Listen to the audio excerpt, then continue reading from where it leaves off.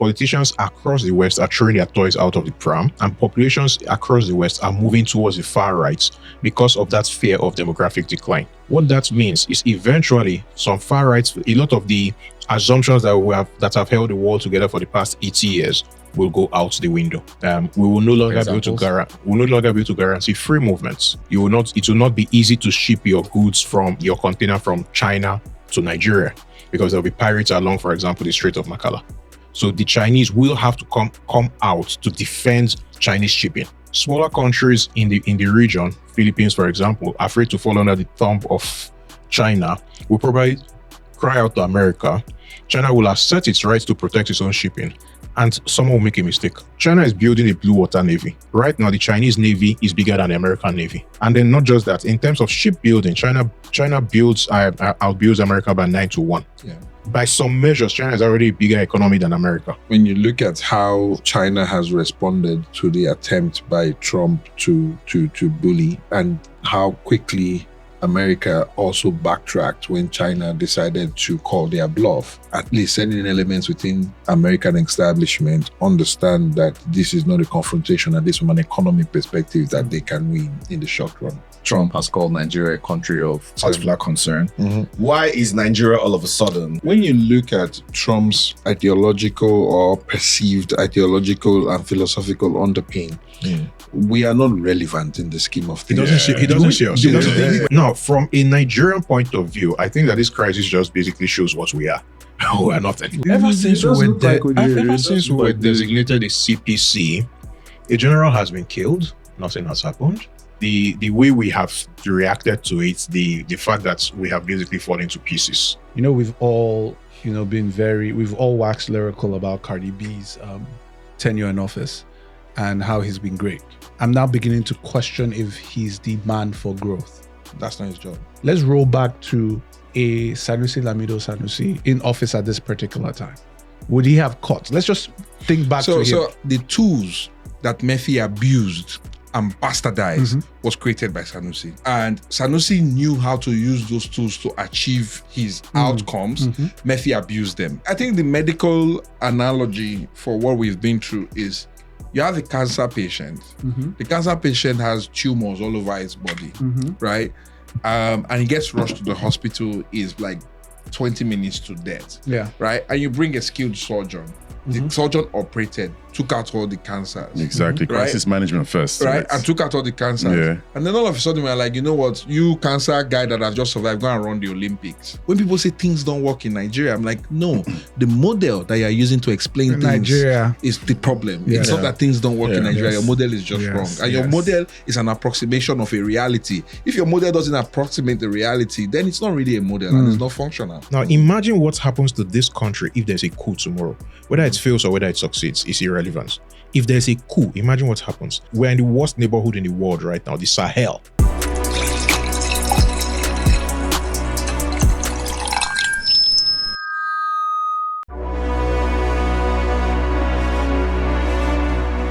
Hello everyone, welcome to Drinks and Mics, brought to you by Naira.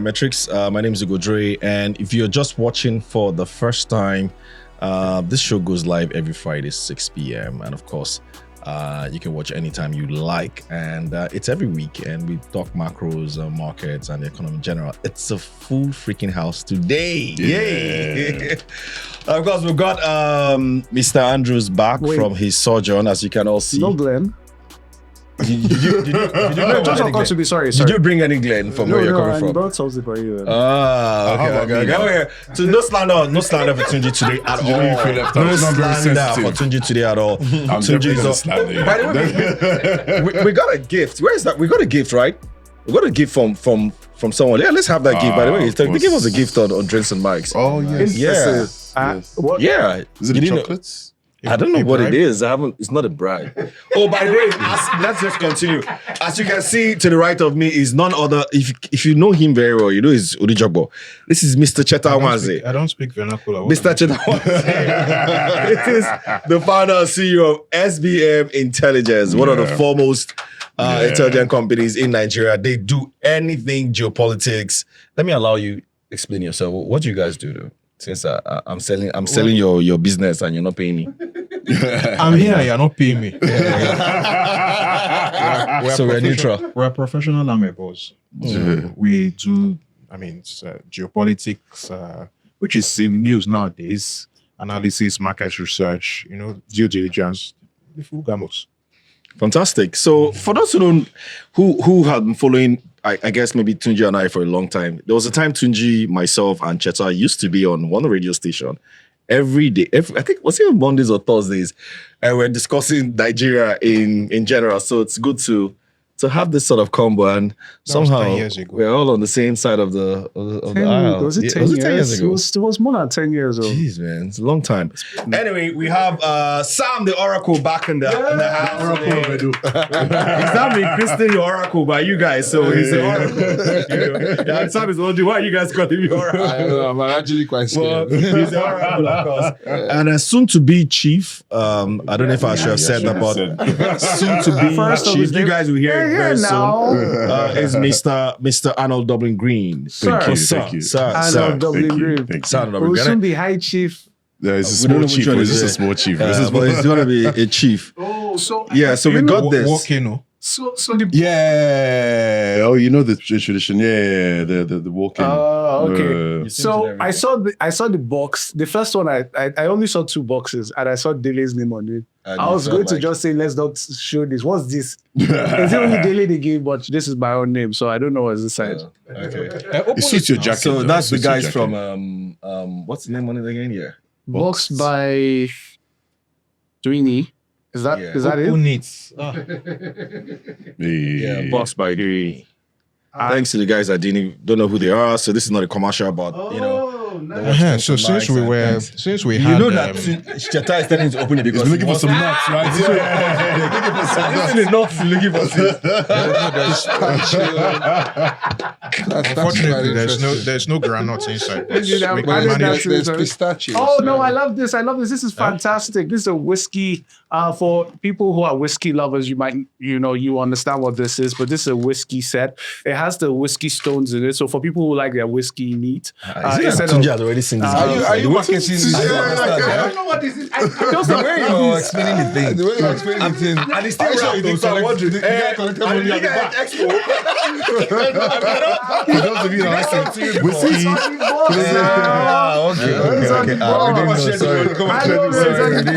No, I'm just saying that. So if you like your whiskey neat, there are stones in it. So you freeze the stones and put them in your whiskey instead What of kind the of ice. stones? Gemstones? Whipper. Oh, I see what they are. You know, Cheta has a Benin history, by the way. Oh, really? Just like you, yeah. Cheta's dad used to be I was born and brought up in Benin. Really I'm fine, lovely thanks. stuff. Thanks. I like No, this. no, I I'm like fine, this. I'm fine, I'm fine. Well, Thank you. You don't Dwini, reject. Thank Oh, you. sorry, yo. Yeah. Thank you guys. I really like this. This is my kind of stuff. Thanks. All right, we just go right straight into Okay. the matters of the day. And thank you. Thank you. This is very unusual for a guest to be giving us drinks, but you know what? We just It's not we drinks. Just, we just leave. It's not drinks, but We're giving things, us things need to be washed down. stuff. We know.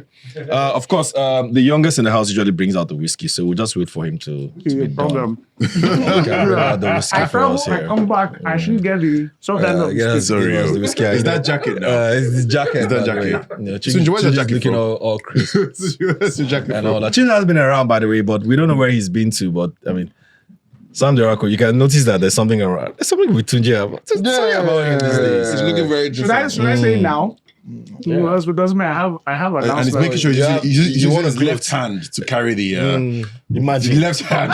Why are you using your left hand, Tunji? know What's that, on your I wrist? Imagine. Cheers, everyone. Cheers. All right, guys. What a busy week it's been. By the way, Drinks and Mice live audience edition is happening in a couple of weeks. So if you haven't filled the form, limited spots available for some of our core is it listeners or core audience? Yeah, followers and all that to watch our live audience session. All right, so we dive right into today's topics. It's a bumper topic. As you know, Cheta is here, so We're going to be discussing geopolitics That's and well done. insecurity and all of that. Yeah, he was well brought up. So the small one brings the, Yeah. for those of you, the small one brings the son, and then the eldest guy taps it, and then he shares his rounds for everybody. For people who do not know this history, Yeah. before Ugodre started bullying me, Cheta was there. So this is they actually enjoying this. Yeah, to Tunji. All right, so we start first. G20 fallout. G20 was held, was it last week or so? And Last week, yes. yeah, and for some reason, the US was loudly absent, and we did see, quite we symbolic. did see some quite simple. I think that was the first time. first First African as well. G20, and then Yeah, so it's quite we now symbolic have for the me anyway. the biggest country in the world economically not in that summit, and of course the South African president was Yeah, why not? seemed Said by not really. I didn't seem bothered by it. He took it He on did, chin. yeah, he did take it on the chin and did give his own Well, his own statement. the announcement had choreographed for a long time that they won't be there. So, But I was surprised the Chinese and the Russians were in there either. the Russians were not there. The Russians were there that's at the lower level. Not Mr. Putin has not traveled to anywhere that is not a strong ally since the Ukraine, and since the ICC declared him a war criminal. He was meant to travel to South Africa, but South Africa will fed under pressure, and this was 2 years ago. Yeah. Oh, thank you, Nomad. Yeah, South Africa wilted under pressure to arrest him 2 years ago, and since then, he's gone to places like China. He's gone to close allies, people who definitely on the other side of the geopolitical fence. So he was not going to be there. Lavrov was there, and Lavrov is one who moves around, who represents Russia's interests. Is their for those of you who don't know, is their long-standing foreign minister, probably the best diplomat in the world at the moment. I agree with you on that. Considering the amount of people that the guys had to deal with over the last few years. Over the last 30 years, really. Yeah. And the fact that he speaks 6 languages, so you can't even have a conversation in front of him and hide anything from him. Yeah. No, the G20, I think the G20 is coming to a head in many ways because of the behavior of Trump. Trump tried to humiliate Ramaphosa by insisting that because the US is hosting the next one, and it's going to be held in Miami or close to in a Trump villa, as it were. And he wanted a lower level embassy official, not even the US ambassador to South Africa, to collect the gong for the next one, and Ramaphosa refused. That's, in my opinion, is kind of national pride. How do you know? How do you mean you refuse? Could you? So traditionally, when the hosts of the current G20 hands over the gong to the host of the next, because of the presidency of the G20 is the host country. So Trump tried to get a low-level official To receive it. to receive it Okay. from Ramaphosa. Ramaphosa said, nope. At the very least, it should be the ambassador. If the president can't be there, it should be the ambassador, not because the ambassador is the direct representative. Yeah. So think of a situation where Tinubu is supposed to receive something from Mahama in Ghana, and instead Tinubu chooses to send MC Ulomo. That's the kind of thing that Trump tried to do. So Trump threw his toys out of the pram, and what has happened is that other countries within the G20 have not criticized Trump. They're all frightened of the Americans. So you will find that people will begin to ask, what is the relevance of the G20? Some of these things is always a case of, it's not the immediate impact that we're looking at. Long-term impact. It's what happens next. Yeah. The cohesiveness that the G20 used to have, I think, is now gone. And the G20 is going to split into various blocks over time. Aligns along geopolitics. So we're having an emerging, and it's taking shape now, an emerging West versus the rest situation. And we have a situation where they're trying to force smaller countries who used to be non-aligned in the previous iteration of an East-West rivalry to actually take sides this time. So what's the fallout of this G20 thing will mean? Because I had hoped that being the first G20 in Africa, that we would see more concrete things for the continent.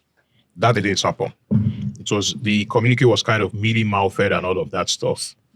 So people are going to begin to question the relevance of the G20.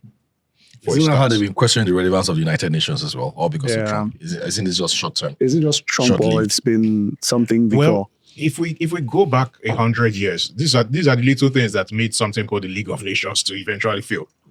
People began to question its relevance, and the League of Nations eventually finally failed when it invaded Ethiopia. So when you think of how the permanent members of the UN have carried on, Russia in Ukraine, the US in its support of Israel, basically that double standards, we're returning back to a world where the strong do what they will and the weak suffer what they must. And it's not good for business. Simple and short. Yeah, so okay. No. For me, what stands out is I think I mentioned earlier how symbolic it is for me that the first G20 on the continent the African and continent, the US snubbed.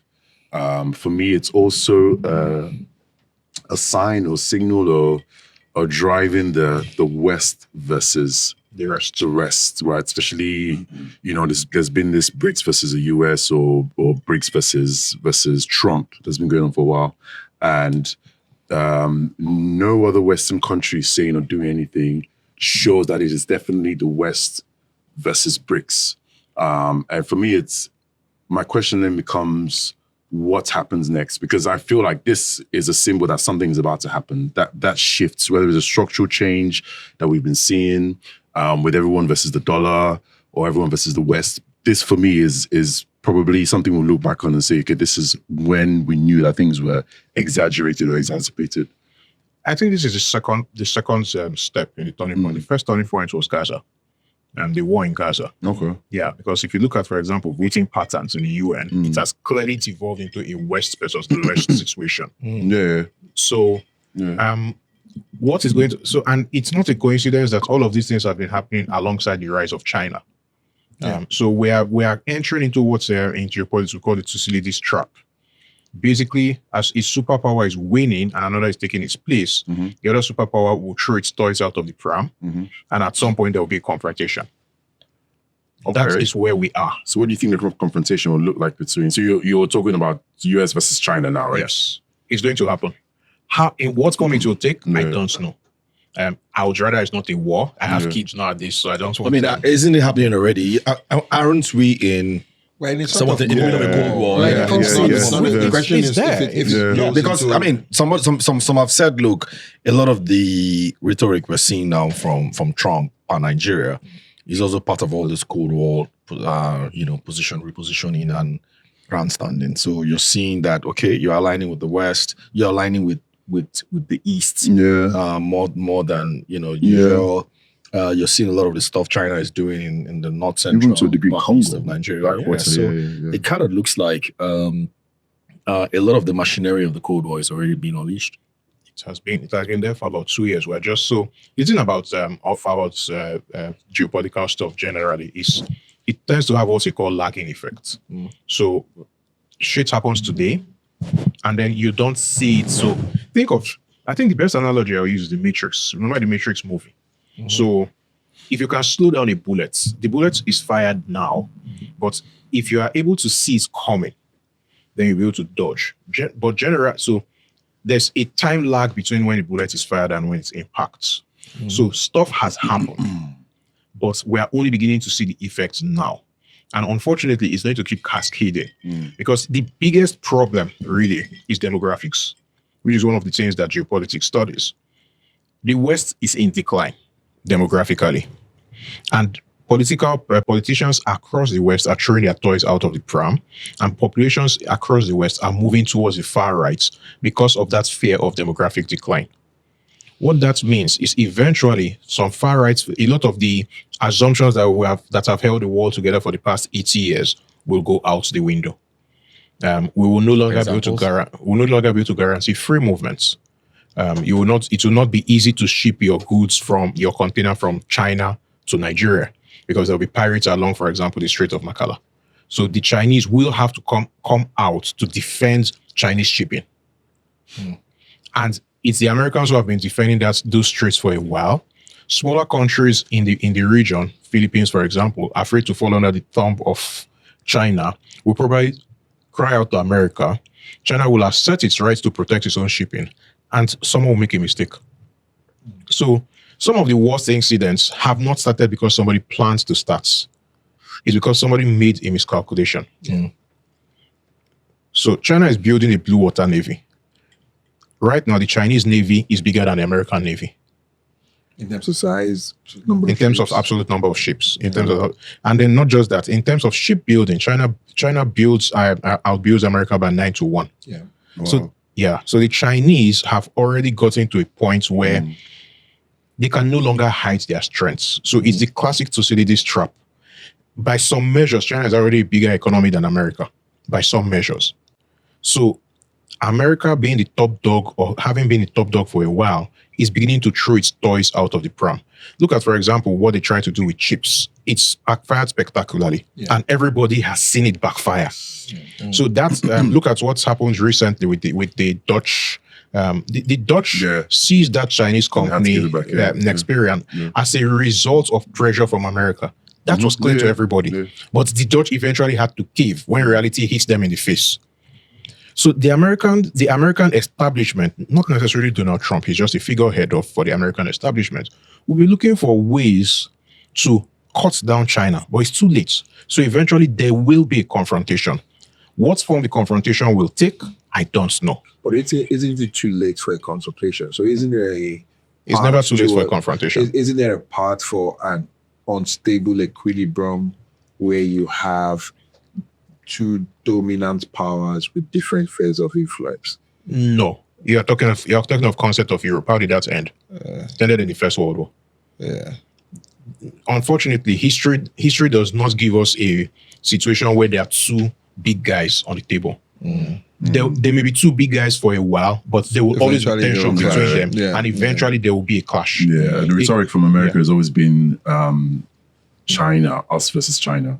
It used to be us versus Russia. Yeah, no, us versus China. No, but when you look at how China has responded to the attempt by Trump to bully, right?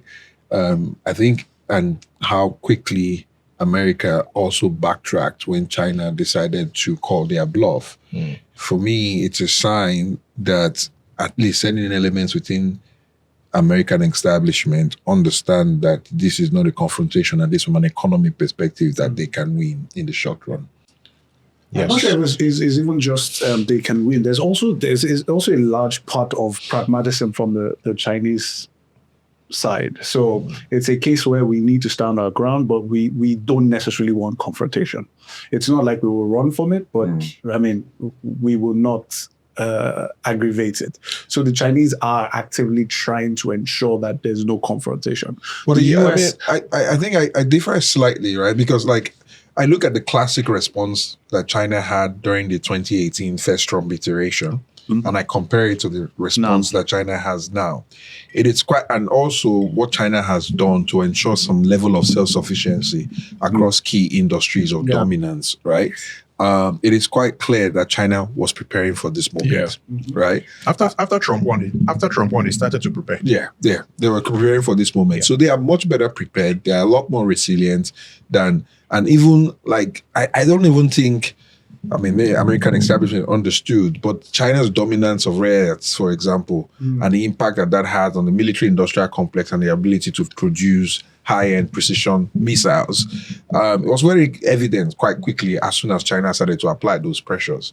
So that's why I feel like we are in a bit of a stalemate from an economic perspective. How long that will last is anyone's guess. So, I mean, back to the Matrix, it reminds me of the Oracle and the architects when they achieve some level of peace. It's like, how long is this peace going to last? Right? I feel like that's where we are. I mean, exactly. And it will break at some point. The question is when. And I think it's important to note that geopolitically, 30 years is a short time. So it would be in this state of inequilibrium for another 30 to 50 years. But it will break at some point.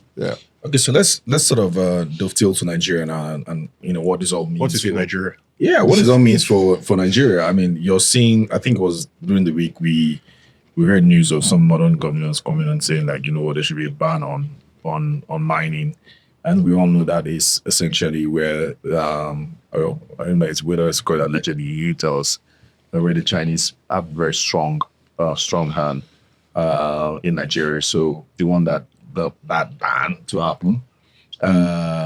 Trump has called Nigeria a country of concern, or particular concern, threatening to invade Nigeria. Trump is also quite after South Africa now, as it is. So the two largest sub-Saharan African economies is currently not in the good books of Donald Trump. So We've never been in his Largest good by what? well, now it's clear, right? Larger economically, but books. GDP, Right, no? the two largest GDP, economies yeah. in sub-Saharan Africa. GDP. That's why I said sub-Saharan Sub-Saharan, Africa. okay. Yeah. But when you look at Trump's ideological or perceived ideological and philosophical underpin, we are not relevant in the scheme of He things. doesn't see us. So if we're not relevant, we are. Why is Nigeria all of a sudden? I will tell. I'll tell you what. I think what my view is. Yes. The midterms are coming up. It's right, and Midterms is still next year. it's in November next year. Yes, still We're in 2026. We're in 2026 already, right? The midterms are coming up. A huge part of Trump's support base It's is Christian. U.S. evangelicals, Yeah. right? So this is a He double. has his finger on the pulse. Yeah, Now, here's the thing. It's not just about Trump's own base. It's also about Ted Cruz and Marco Rubio yeah, and JD fans. Yeah. We are looking at them. The two of them are auditioning to replace Trump yeah, as president. And the two of them are trying to get the evangelical community to their side. yeah. So shouting Christian genocide in Nigeria plays well. You can see how passionately Ted Cruz has been pushing it. Yeah. Marco He started it anyways. Marco Rubio can't do as much because of his position. Yeah. Ted Cruz didn't start it, but he picked Accelerated it up and it. Yeah, accelerated he ran it. with it. Yeah. JD Vance as well cannot try to outshine his boss. Yeah. So which is why Ted Cruz is sitting pretty on that narrative. Now, from a Nigerian point of view, I think that this crisis just basically shows what we are. We are nothing. Right. Yeah. Where the way we have reacted to it, the fact that we have basically fallen to pieces. Ever since we were designated a CPC, a general has been killed. Nothing has happened. We've had, as of last count, 1,400 people kidnapped. Or is it that Very much? I saw publicly. 490. So the question I have for you, right, and this is something that I've been a bit unsure about, because when you and I have some certain people with interest in the region in mining, and the insecurity situation and the level of kidnapping and the level of theft that was going on and the resource, the resource fight, right, has been something that I've been aware of for probably the last 2 years. Only. Right. But probably longer. But it has come to my consciousness in the last 2 years because I have someone who's involved in that industry. So to what extent is the numbers that are suddenly turning up more a function of media attention to the problem? And to what extent are we seeing an escalation? I haven't been able to figure that out. That is a good question, actually. That's a very good question. Yeah. On October 26, 2015, SBM Intelligence published a report called Terror in the Food Baskets. That was 10 years and 2 months ago. Yeah, I think I remember we discussed that in one of the shows.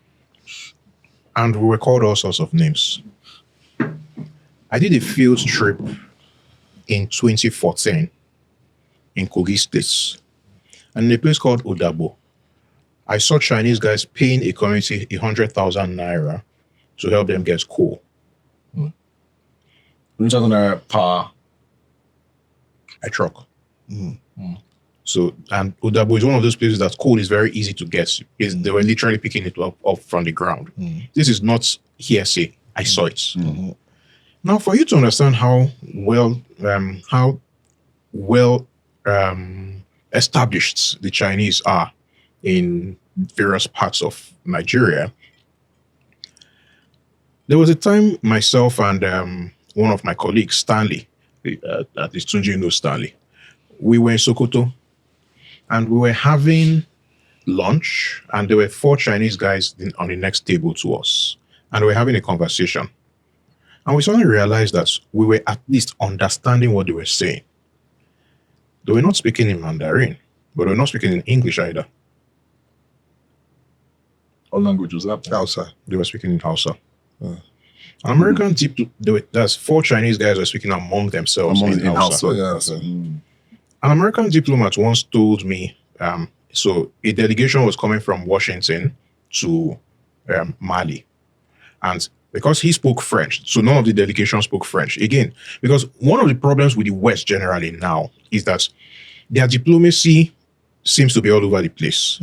So they were sending people from Mali, from the US to Mali for a discussion. And the delegation, there was no French speaker. So he was detailed to fly and join them to speak because he spoke French. They got there, he's acting as interpreter, and there was they had their meeting, maybe they were kept waiting. Their meeting was not a long meeting, but they were kept waiting before their meeting started. Guess why they were kept waiting? The Chinese was in. There were some Chinese guys there ahead of them. And the Chinese guys were having the meeting with the Malians in Bambara. Malian language. In Malian language. So the Chinese, it's not just in Nigeria. The Chinese have done skillful diplomacy quietly for a very long time. Yeah. They are well ahead in the game. So what is happening geopolitically is that the West, not just America, but the West generally, is trying to use brute force to excise the Chinese. That will not end well. It's not for Africa. Not for anybody really. Definitely not for us, because we'll be the battlefield on which the Wahala will the be fought. elephants Why will will we fight, be the yeah. battlefield? Because of our It'll be here now. Because it's here now. And it'll be a proxy. So that's what I'm saying. So why are we saying we're not relevant? That's my point. It to be US America, to be something like We're one not tribe against one tribe. We're not relevant in the sense. We're not relevant in the sense that we, the people, is the people that make the geopolitical units. We are expendable. The minerals are not the geopolitics. The minerals are the cost of the geopolitics. So think of the Congo, DRC. For over 100 years, it's been chaos. But minerals have been moving. Minerals have been It's moving. been moving. Very Non-stop. controlled. One of the most blessed countries in this world. I'm looking around this table and I'm seeing 10 devices. Every one of these devices has something has coltan from the DRC. Everyone. Yeah. But did the woman in Goma get paid for it? No. So Nigeria's middle belts, a lot of the violence in the middle belts is dressed up as religious garbs, but it's really resource conflict. And it's not about the cattle. It's about the minerals. Hasn't it been very difficult to prove? Because I mean, we hear this A lot of these things are difficult. A lot of these things are saying difficult no. to prove. Why are you sounding like people are not really being killed from religious I do reasons? think people are being killed. No. I said for religious I do reasons. think there are elements of religious extremism that are infused into the fight. It's elements of religious extremism make it a lot worse. It's that simple. But at the heart is people who are basically displacing other people from their land in order to have control of the resources under their feet. It just so happens that most of the attackers are Muslim, and Most in of the the middle landowners belt, are Christian. most of the settled people are Christian. But the same conflict is happening in Zamfara, For gold. gold being the main driver there, and it's Muslim on Muslim violence, or the Nigeria's equivalent of black on black. So This reminds me of one very funny story. So there's always been a time-old fight for Jerusalem. You know that Jerusalem had biblically. you know, the Crusaders came, they took it. The Muslims. Salah came, yeah. people came, they took it back. But if you properly understand the reason why, it's because at the heart of it, that was a trade route. And Jerusalem was the water source in that entire trade route. So if you control the water source, you control the trade route. Yeah, so So happening. it was now covered with the Muslims are going to fight the Christians are coming But at the to end of fight the day, Muslims. it's all about- economy, and that's what I was. That's the thing. and and that's it why. was the same thing with Constantinople. It's always the money, man. The same story, and that's why, like, because religion allows you to believe Make in you what I righteous. call Exactly. non-objective realities. So those are realities that are not necessarily true, but a lot of people believe it, so it comes to life. Let's put it like Right. this: there's no telling what a man will do when God tells him to do. To it. do it, yeah. definitely. So like I often like Voltaire would say, those who can make you believe absurdities can make you commit atrocities, right? I think wow, you're quoting Voltaire. The religious people will not like him. yeah, but the point is, like, religion allows you, right, to basically at scale aggregate at scale. and drive people towards a certain course, right? That can be a force for good and that can be a force for evil. That's how we're colonized anyway. So I mean, at the end of the day, people forget colonialism was all about scouting for African resources. It's always been the story. But it came Right. as And then- it came as yeah. trying They, to they, bring they, God. they gave us the Bible, told us to Yeah. close our eyes and pray, and when we opened our eyes, they We had lost, the land. we lost the land, right? And then all those Niger companies and co. So yes, it is clothed in religious garbage, but the reality is, I do think it's resource control, because you keep asking yourself, these bandits, they look quite sophisticated to the point where They are well-resourced. governments They're are giving well-resourced. territories. Yeah. These are not banditries. These are people that are being resourced. So then from our conversation from last week, and then this conversation, what I'm getting from you is we are in a proxy war, right? We're just Many of us there. just don't So do it. Yeah. do you think that that's why the government can't What seem governments? to do anything about it? Is it that they don't want to? They can't. Which because is actually they're the just next caught in question. this- So they're caught in this how's our thing. government reacting to this? What's your assessment of government's reactions? And my answer to that is what government? Current the government, administration. don't we have a president? The one we elected. we have a the cabinet. Tinubu- We the Tinubu just swore in a new administration. defense minister. Like, we have a government. Okay, you could Minister of have, War. you could have fooled me. I- A government is an entity, last time I checked, that has control of its territory And has monopoly over We have violence. control and of has monopoly over. Monopoly what? Like, Violence. Monopoly is there over any violence. part of Nigeria that's been taken that is completely under the rule of terrorists? I mean, I saw From that, some that cases. some local governments in Katsina had to do a deal with the bandits. Yes. A peace deal. I mean, that is There are indictment. parts of that's Nigeria indiction.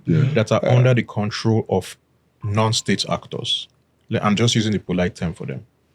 For example, Damboa, Borno, is under the control of various factions of ISWAP. Parts of Katsina, parts of Zamfara. So when we say parts of, I mean, okay, maybe contextualize it with maybe Lagos. Are we saying Local like an governments. entire How many Lekki local area, governments? or How just many- one small street? Like, Yeah. what exactly do you Imagine from Ajah to considering the size of Lagos, imagine from Ajah to the Dangote refinery. Elements of the Nigerian state cannot go there. The distance between Maiduguri and Damboa is what's a 7-hour drive.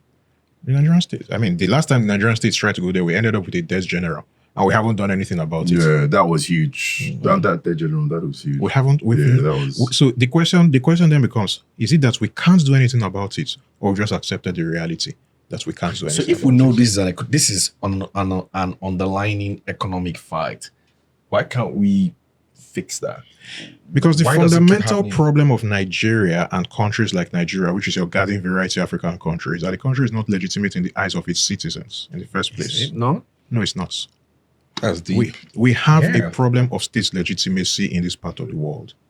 Why? Think about it. Most of our countries were imposed on us by outside actors. And as a result of that imposition, following that imposition, after we got independence, we never made the efforts to make those countries legitimate. What is the purpose? Because of I a really don't know country? any country. I mean, there are very few countries here. Sorry to butt in. There are very few countries in the world that you somehow did not impose it on them. UK, for example, I mean, they fought for centuries. Yeah, Scotland. Yeah, Yes, to centuries, figure out where but they are today. Your average, And there are so your still a lot of- average- but they drove- so don't They believe. drove, Your they average consolidated European and drove the states, national they forced story, it right? in. Your we average never did European that. states, until the recent waves of migration, your average European state is an ethno-state. Think about it. So you use the UK as an example. They fought for centuries. Keyword centuries. Yeah. But eventually, the English knew that they were English. The Scots knew that they were Scottish. The Irish were colonized by the English and eventually won independence in 1921. When Queen Elizabeth died, there was the Act of Union. That was the first Queen Elizabeth. There was the Act of Union between England and Scotland to make the United Kingdom of Great Britain. So there was legitimacy. People knew that this king, King James, was their king. King James I of Scotland and King James... Didn't we do the same thing when Nigeria became a federation? Wasn't it the same thing? North and Southern Protectorate coming together as one. No, it was by some guy called Frederick Lugard, whose girlfriend named the country in a fit of ecstasy. So think about this. I think best example, for example, 1929. The country is 15 years in existence, yeah? Then we had the Aba Women's War, which the colonial government calls a riot in order to delegitimize it. What was the cause of the Aba Women's protests? Taxation. People willingly give taxes to a government that they consider legitimate. Nigeria has very high rates of tax avoidance because people do not consider the government legitimate. So when the Aba women began to protest, the colonial government asked the police in the area, that's Aba, Opobo, Ikotekpene, all those axes, Ikotabasi. They asked the police to shoot them, put down the protest, and the police refused because these were their people. So eventually police were drafted from Lagos and the firing started. Why? Those police who were drafted in from Lagos were Yoruba. They did not speak the language of those women. They did not understand those women. They did not consider themselves to be from the same nation as those women. So it was easy for them to shoot. There's a reason why the Nigerian Army's roots are Hausa. The Royal West African Frontier Force was deliberately designed by Frederick Lugard to be mainly, it was actually a prerequisite for British officers of the Nigerian Army then to learn Hausa. It was a Hausa force because it was a colonial tool of oppression. Same thing with the police. The big lesson that the British colonists learned from the Aba Women's War was to mix the police. Before then, it was local policing. And local policing is the most effective kind of policing. But after that, we started having this anomaly of police barracks, police living away from the community they are meant to be serving. Because the police were drafted in from another part of the country in order to oppress the people. As independence, we did not change that paradigm. So Nigeria never did the work, never tried to do the work to gain legitimacy in the eyes of its people. And build a nation state. And build a nation. No, it's a nation state, but it's not a nation. Now, we are seeing some state formation happening in Nigeria over time, but it's completely organic. And unfortunately, organic state formation takes centuries to happen. So I'll give examples. This chap is married to an Igbo woman. This chap is married to a Yoruba woman. This chap is married to a Benin woman. This Ijo guy is married somewhere else. Used to be there. So again, I don't know Arnold that much. This Benin boy, are you married to a Benin girl? No, Akwa Ibom. So you see, that state formation, we're having that mixing is happening. But it takes generations to happen. It takes generations. We've not had it deliberate. And what worries me is that it's happening longitudinally, not latitudinally. So we're not mixing north and south. We are going across. We are going east and west. But isn't that because that's probably, also easier. Whatever, you're always going to be married to the tribe that you see. I prefer ethnic group, not tribe. Whatever it is, the point is we are having two nations are emerging from what we call Nigeria. One centered in the north and one centered in the south. That's a conversation we will need to have at some point. I mean, if we go down this rabbit hole, this is a topic that I need to drag you out of this call. I need to get you to the office. Yeah, Cheta was meant to be on the coffee table, but we had to bring him in here. But I'll soon have to leave, unfortunately. Yeah, I know. So before you go, let's try to bring this into the economy, which is really what our core audience would also want to hear. What does this mean for Nigeria's country risk premium? I think it was something we tried to talk about last week. It reduces it significantly. Yeah. So, I mean, what are the impacts that you see from your own vantage point? So SBM, yes. Okay, the day before yesterday, we published our annual Africa Continental Risk Index. To put that together, we have various factors that we look at: the geopolitics of the country, the history of the country, the economy, and two other factors. Nigeria's ranking has gone up for 2 years in a row. That's positive. No, Wow. in risk. Thank you. It's a risk index. So Sudan is 79. We are 52 now. So we are tending towards that direction. What are the so? Anyway, What are the variables that goes into yeah? What are the things that goes into it? Like why are we 50 something? What has really apart from? So think about it. For example, you had genuine. It was a genuine scare, a genuine coup scare. Think about that. Now imagine what happens to this country if there's a coup tomorrow. Whether it fails or whether it succeeds is irrelevant.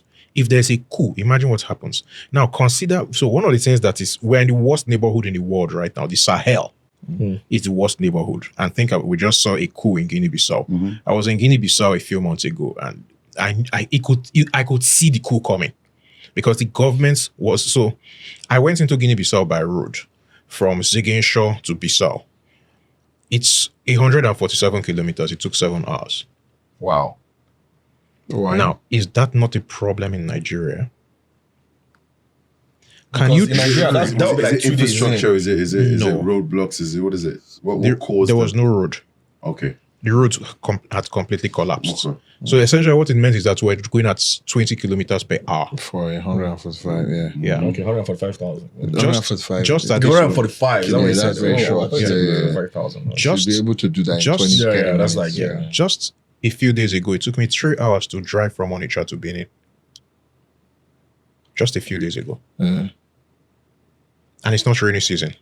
The distance between Warri and Benin used to be 45 minutes. You'll be away by now, so you know. Yeah. It used to be 45 minutes when I was growing up. It's now a 3-hour journey in the dry season and a 4.5-hour journey in the rainy season. Anybody who can afford it in Nigeria now goes by air. Yeah. Anybody. Air prices are going up now because according to them, they said it's demand.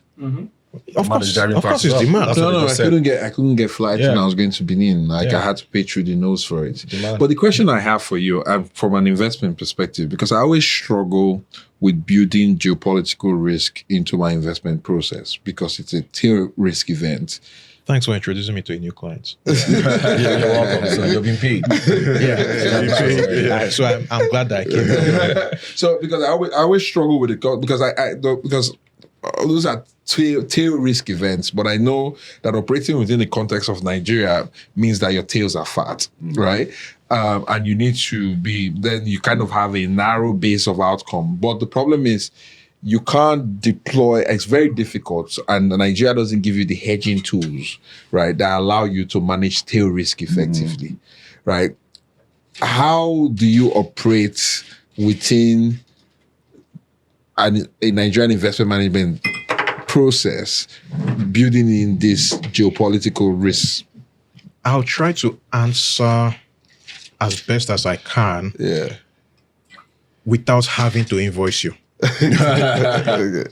Look at Nigeria as multiple nations. So the big problem that a lot of people have when building the risk profile of Nigeria is that look at Nigeria as a monolith. Nigeria is hardly a monolith. It's nowhere near a monolith. Have you ever heard the name Dahiru Bauchi?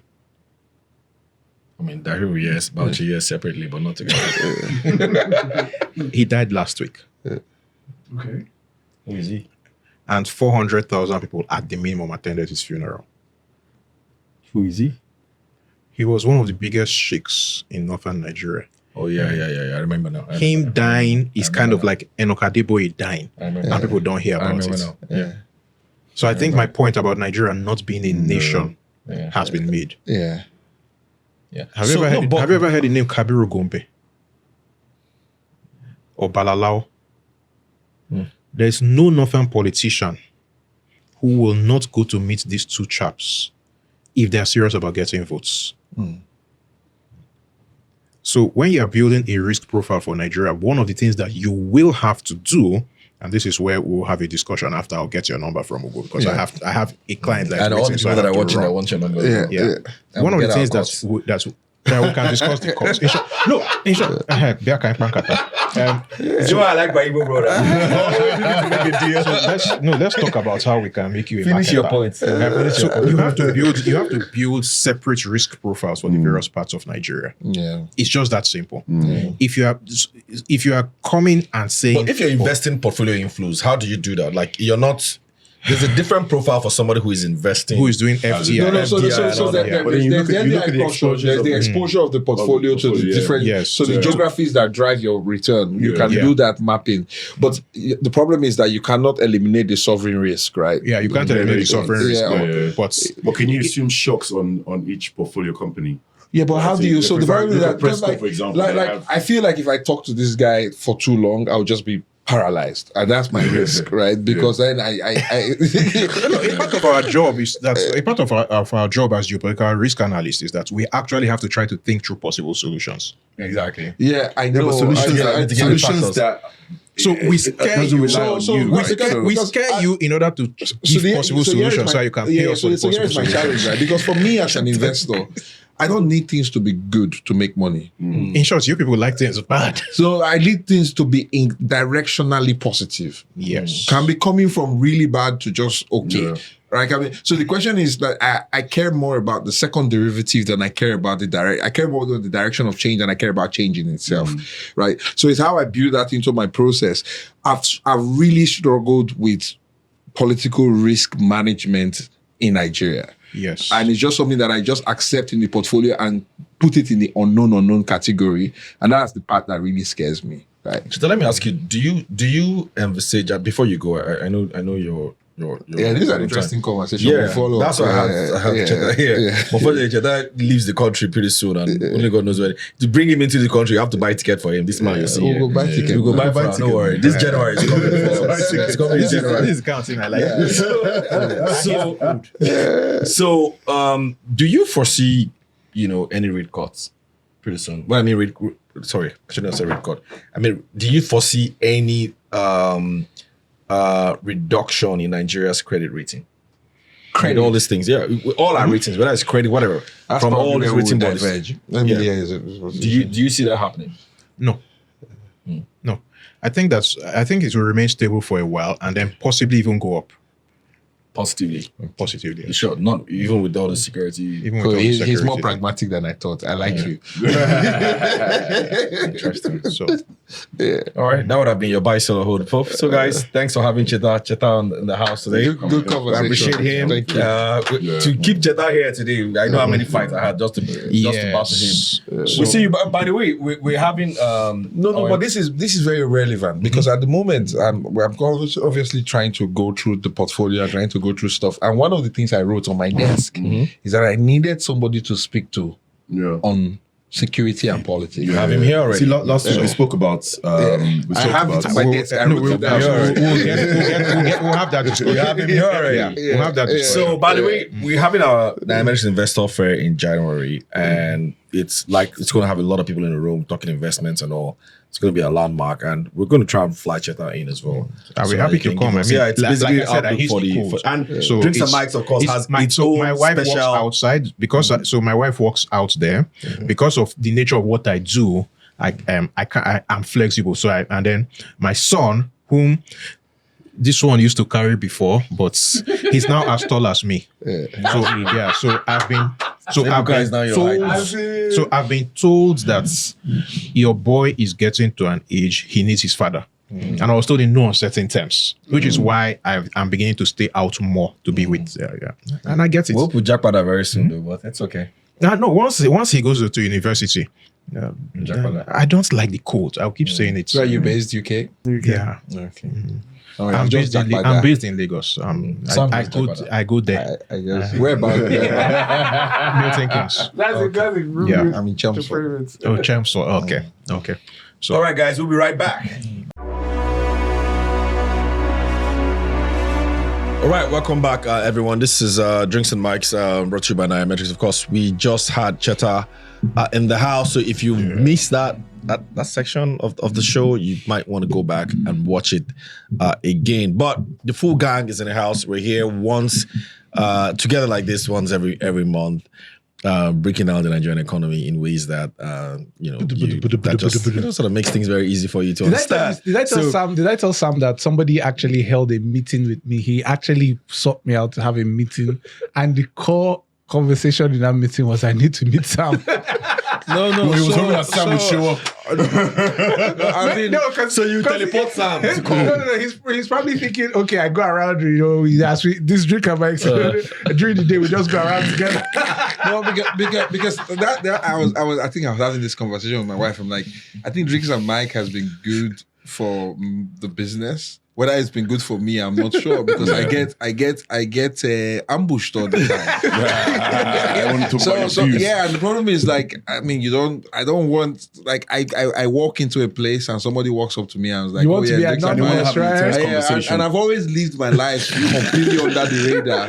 So it's like, it's just brought me to the surface. And to be fair, it's been good great, from a business perspective, because, like, a lot of people, like, last week I did a presentation at the Metropolitan Club, for example. Wow. Right. Wow. Which was like really, and clearly that came from Drinks and Mike. Yeah. Because no one knows my views outside of this, right? Yeah. So it's good, presented to some serious people, heavy hitters. Nice. About my outlook and macro. So that was quite decent. So professionally it's been great. But personally I can't hide. It's all right, fantastic. That's what we're here for at the end of the day, just to provide context and insight into the Nigerian economy. The whole idea is basically to just at least make this an investment destination for everyone. I mean, you can't just leave your country. No, and it's great in the sense that I think what we have been able to collectively achieve is elevate the quality of the economic conversation. Yes. And definitely. a lot of people, even in policy, in business, listening, and the audience share is definitely growing. And I don't think there is any program in the market that actually provide this sort of content that we've been able and this is to. not, this is not gloating. This is just because I utilize, even when I'm not here, I always listen in. Because I learn something new every day. And what is great about this is these are practitioners who are talking about their experiences, right? Because most of the time, people who talk economics are not risk takers. But also from an investor perspective, right? And one of the things I'm sure you probably will remember me saying this. You did a presentation last year after you launched your equity fund. Yes. And so you were on Arise TV. And I said something to you, and I'm sure you can't remember. And I said, I'm so glad that someone of your caliber, someone with my experience, is in the market. Because it sets the standard for investors to now know what to look for when they're looking for an asset manager, someone who can return alpha, right? Someone who's not just buying and holding or just giving them the bare minimum and any vanilla product. Guys like yourself, guys like me in the markets, guys like other people now coming out, guys that know the market, understand the markets, and are ready to generate alpha. So I think this platform is I used to hate listening to analysts back in the day. And the simple thing because is without context. Because I'm always like, I really hate, because I'm like, this guy, if it was this black and white, the world would be upside down. Relax, this is Nigeria. I remember the day we talked about how do you factor FAC allocation into your analysis. There are a lot of nuances to Nigeria, and it's kind of the conversation we had earlier. The nuances play a lot of, but if you don't know how it feeds into the last mile, it's always a problem. So that's why, like, I always encourage, for me, like, we're a research first organization, right? And deep research, ideas come after research. We don't chase ideas, we just chase understanding at a deep level. And the reason why we do that, I mean, I'm a chemist, my partner is an engineer, so we are not finance people. So a lot of how we think is basically engineering, science driven. It's first principle. So yes, interest rate go up, and inflation come down, we don't take it as a given. We have to map all the processes and the channels in terms of understanding, because economic theory was created in an environment, and economic agents are, economics is not physics. In physics, an atom is an atom, right? Gravity is gravity, right? But economic agents changes behavior. So if you study a particular situation and you come up with rules, they may not apply because the agents have changed. Exactly. True. Location also matters as well. Yeah. How you Culture apply those matters. things. Like, emotions matter. Yeah. Like these are like people Even that the time, even the timing time, matters. the same Like, place, same community, same people, 5 years apart, two different reactions. yeah, they behave differently, It's the same right? thing. So like the psychology of this business is very, very important. And that's why like when people say things don't work in Nigeria, I'm like, no, the model that you're using to explain In things Nigeria. is the problem. It's not that things don't work in Nigeria. Your model is just wrong. And your model is an approximation of a reality. If your model doesn't approximate the reality, then it's not really a model and it's not functional. Talking about model and things not working, inflation numbers were down 16.05%. We haven't really talked about it, at least the four of us. So I know Tunji wants to do it because because I think he kind of feels like he predicted that we're going to hit 15%. I remember when he was gloating about it. It kind of looks like he saw that number. No. And sometimes I feel Tunji probably saw this. Maybe Tunji already knew what was going to happen. Like maybe he saw it. So it did happen. I was about to say, and I'm wondering, that number, is it, because I've also heard somewhere that it looks as if the CBN just adds 10 to that number every time. Just add 10. Just What do you mean add 10? No. Yeah, because, when it was 34% in January and then it was 24% after revising, that was 10 percentage points off. Or the MBS. Yeah, the MBS, the inflation numbers itself. So Okay. it's 60.05% now. Add 10 to that, that's 26.05%. So that's probably why NPR is still around 27% because they're trying The to keep... CBN. just So have to- using that's the number. Yeah. Okay. Somebody I mentioned understand that to me and I'm like, I've never heard that before. Yeah. Didn't even imagine that. I'm like, So So you think somebody CBN mentioned have that. 26% inflation? I don't know. Like, people just say things. So, and somehow, like, No, we but said, I think even if you look at anecdotes, right, and you look at baskets of consumption, I don't think the economy is running that high in terms of rate of price change. Price change, yeah. I actually think inflation is lower than the data is capturing. You think inflation is lower than I 16%? kind of disagree though, because I did. Why?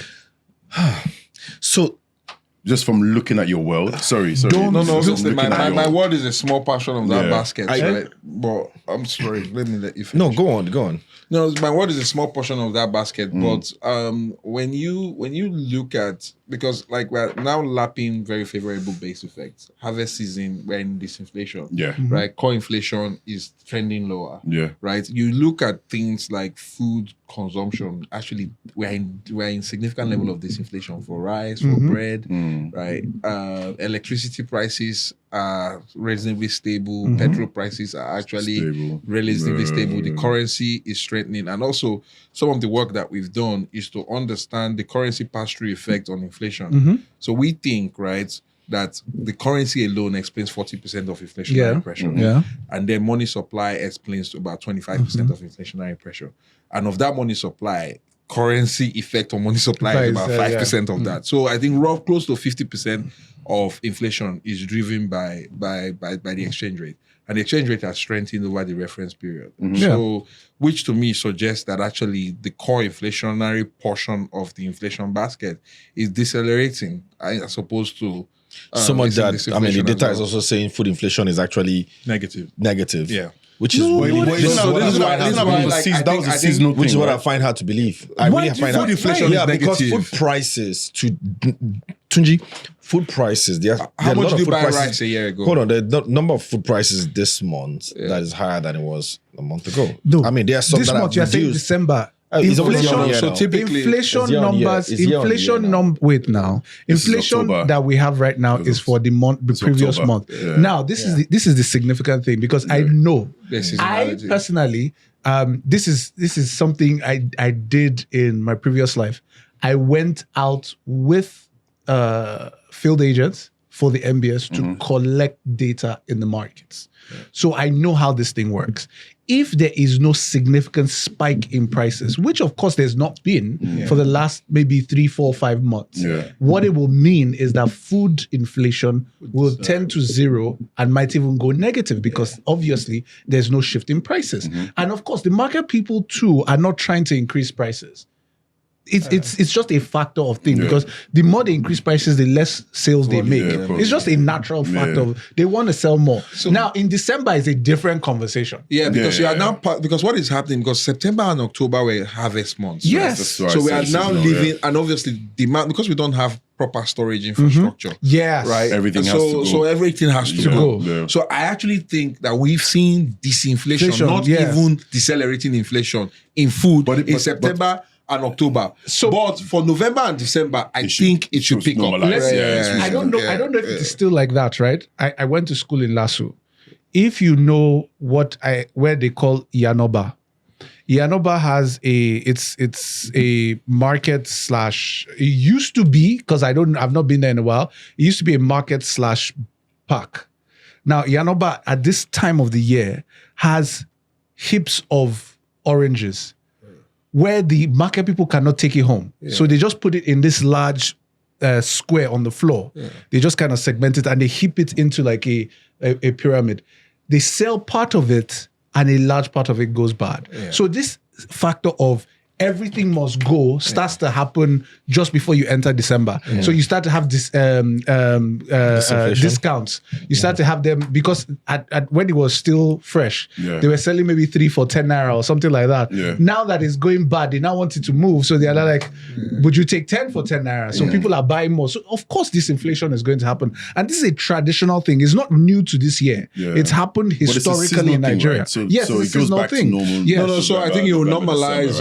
Normalize December, But the beauty of this is that this is a seasonality that if you're a seasoned analyst in Nigeria, you are aware of. But somehow Buhari and Murphy broke that seasonality.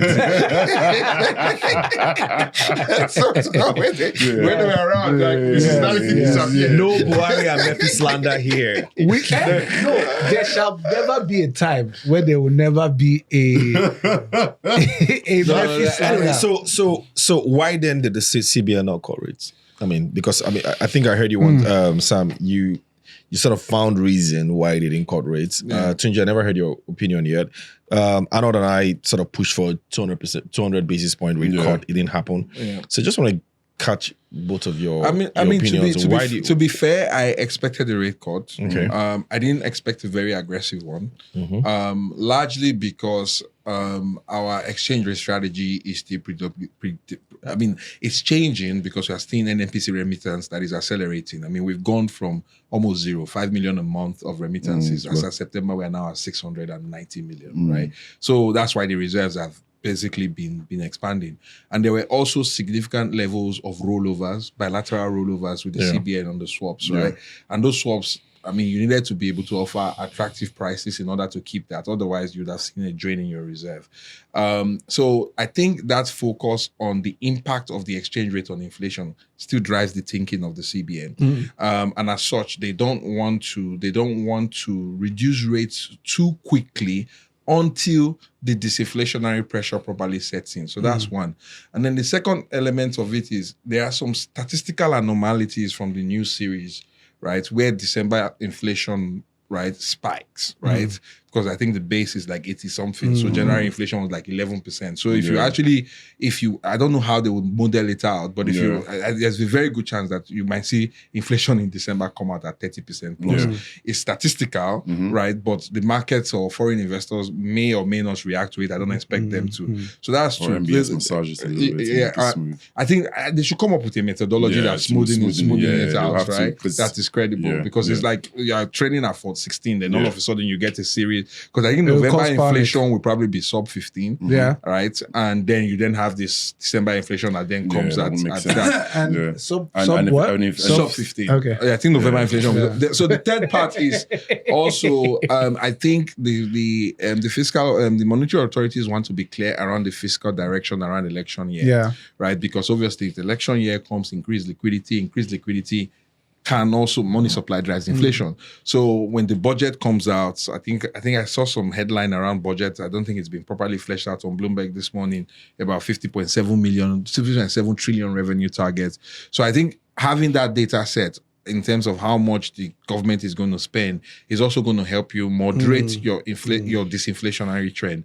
And to be honest, I actually think that, so CBN is very serious about inflation targeting. It wants to keep positive real interest rates. It wants to keep foreign investors in the market until we are certain that we are in a strong disinflationary cycle. So what it has actually done, because it actually cut rates, it just didn't cut rate in the way the market expected it to, right? Because it basically changed the asymmetric corridor by 200 basis points. What that means is that it reduces the cost of the banking system for posting liquidity with the central bank. Because what is happening is there's a lot of liquidity in the system. That liquidity is just packed with the CBN, and the CBN is paying that cash, right? So the CBN has balance sheet managed to an extent by reducing the cost. So it's eased in the banking system and also created an incentive for the banks to start creating loan assets. And I think that is going to be a big trend next year, because I actually think loan growth is going to be much higher than expectation for next year. So my side is when I heard that they didn't cut, I started to question something in my mind. You know, we've all waxed lyrical about Cardi B's tenure in office and how he's been great. I'm now beginning to question if he's the man for growth. That's not his job. He might be the man to stabilize. I am not entirely sure if he's the man that is meant to be behind supporting growth. Because now we've that's not his job. It might not be, but his job is also to create the monetary environment for the growth projections of the country to flourish. Sam, I hear you say that a lot there. And my question is, yes, it's not the direct job of the central bank governor to chase growth, but he cannot extricate himself from the growth story. Because at the end of the day, you do need some kind of, connection between monetary and your policy, not at the and how that is going to help drive growth. Not at the expense of the inflation fight. So let's stop. Let's stop. Roll back and think in the same. Now, I don't really have any issues. I don't really stand for this guy, but I'm just saying, put side by side. Let's roll back to a Sanusi Lamido Sanusi in office at this particular time. Would he have cut? Let's just think back to him. Again, but it's a different environment as well. It might have been. Can I answer that question? An interesting debate. Can I answer that question? Yeah. I like Sanusi. I think he was an okay central bank governor. I don't think he was excellent. But from a pure central bank perspective, I would explain. So the tools that Murphy abused and bastardized was created by Sanusi, right? And Sanusi knew how to use those tools to achieve his outcomes. Murphy abused them, right? And so for me, Sanusi started this concept, right, of the central bank being a developmental institution. He created this sort of dual mandate for a central bank. There's a reason why central banks usually are quasi-independent institutions that are focused on a core mandate of inflation targeting. And the reason why this is important is what Nigeria needs, in my mind, is non-inflationary growth, right? And non-inflationary growth will come from what I call supply-side factors. What Cardi B's job is to ensure that demand factors don't drive inflation out of whack, so that we don't have inflationary pressure. Is the fiscal authority and the development authorities, and we have to create them, that will now be responsible for the supply side debottlenecking that ensures that growth comes in a way that it is not inflationary. But we all agree that we do not have enough time. We don't have all the time in the world. In fact, it does feel like we might be coming to the end of the bull. I don't think we are, but it might be that large policy bull cycle. Exactly, we might be coming to the end of the bull cycle. So there was this year was good. There was a lot of positive news. Now we're coming to the end of the year, and it kind of feels like the year isn't as rosy as it was, say, August. Right now, my thought and this is my thinking is you strike while the iron is hot, right? The cutting rates right now could do a lot for the economy than waiting. Right, and we can see it. Right, there are a lot of organizations that want to raise capital.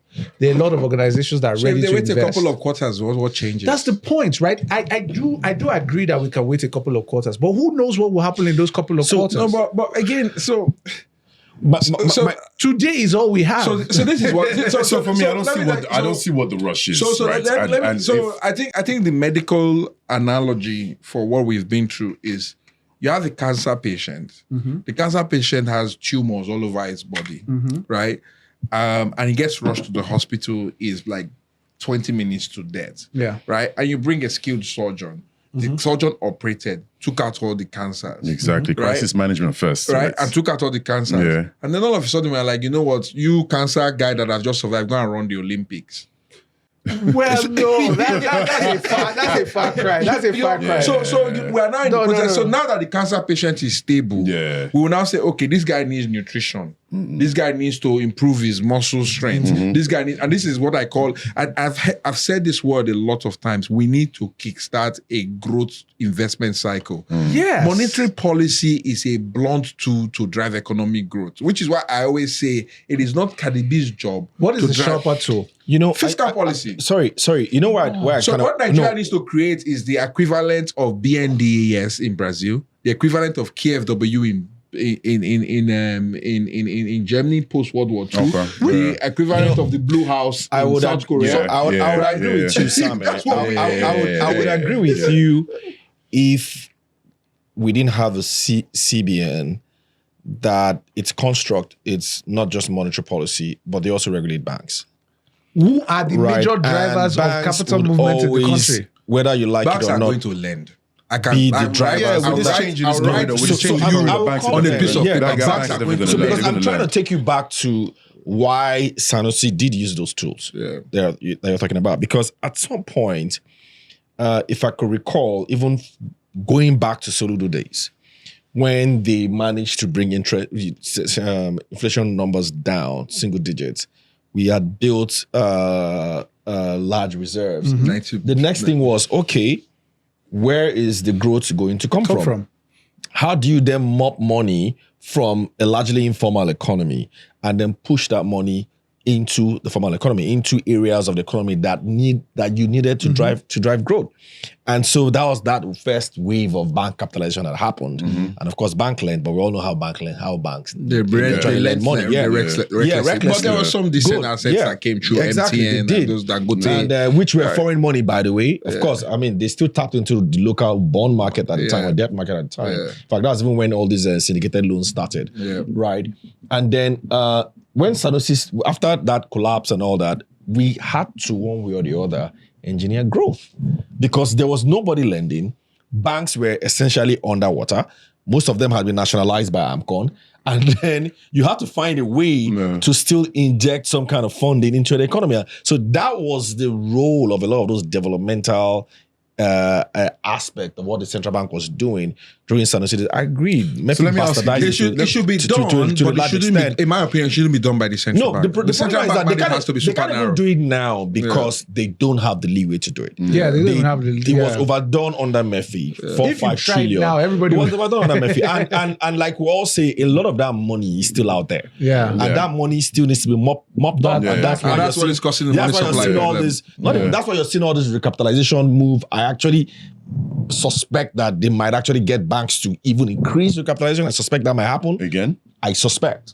Yes, I suspect because that's too aggressive now. It's too much. Suspect. Even this was quite hectic. This was very traumatizing. So because there's so much, they'll kill the market. Was it traumatizing? Every single bank CEO or CFO or whatever that I've spoken to, I've always said that they were oversubscribed, except they're lying. I don't know. But why is it that? Some of them return money. But why have they not all qualified? Why is it? Some are returning money. That's what it said. Hasn't raised. Fidelity still hasn't raised, from what I understand. But because they had some of those ones had tranches. They were going to raise in tranches, right? FCMB still hasn't finished. FCMB said they basically completed their raise. In fact, but they are nothing- thinking but- of but- official yet. they are thinking of- they're not official, but Yeah. because it is approved by the CBN. bank CEOs, they will always create that posture. Yeah, right? everything's This is fine what all the everything time. is So okay. the point, I think another the point at the end of the Banks day, are not come and say, I I cannot agree. raise money. But back to the conversation. So the point basically is that you do need. I agree that it's not the primary responsibility of the central bank to drive growth.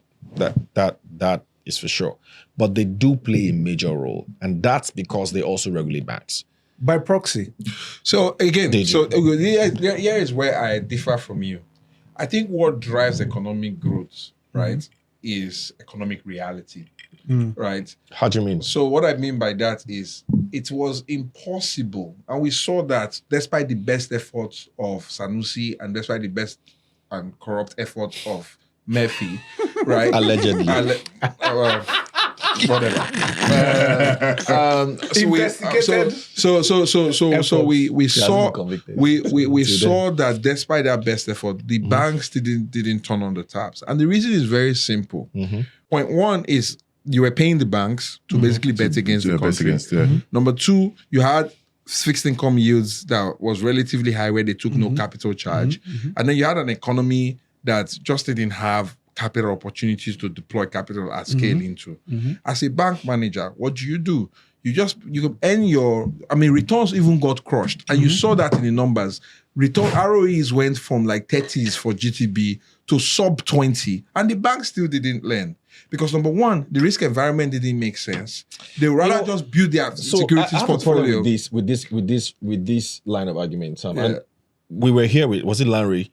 Yeah. 2 weeks ago, Yeah, also the agro guy, and this dude was just sat here and was basically explaining how he couldn't get loans from banks to finance his export business. Wow. Yeah, and it was MBO Capital that stepped in. So it was private equity guys that stepped in. Yeah. And started funding MBA him. is like only me. It's only me. I'm not giving money. And then when things start to get really rosy, he said it here now. Then it now started coming back to him.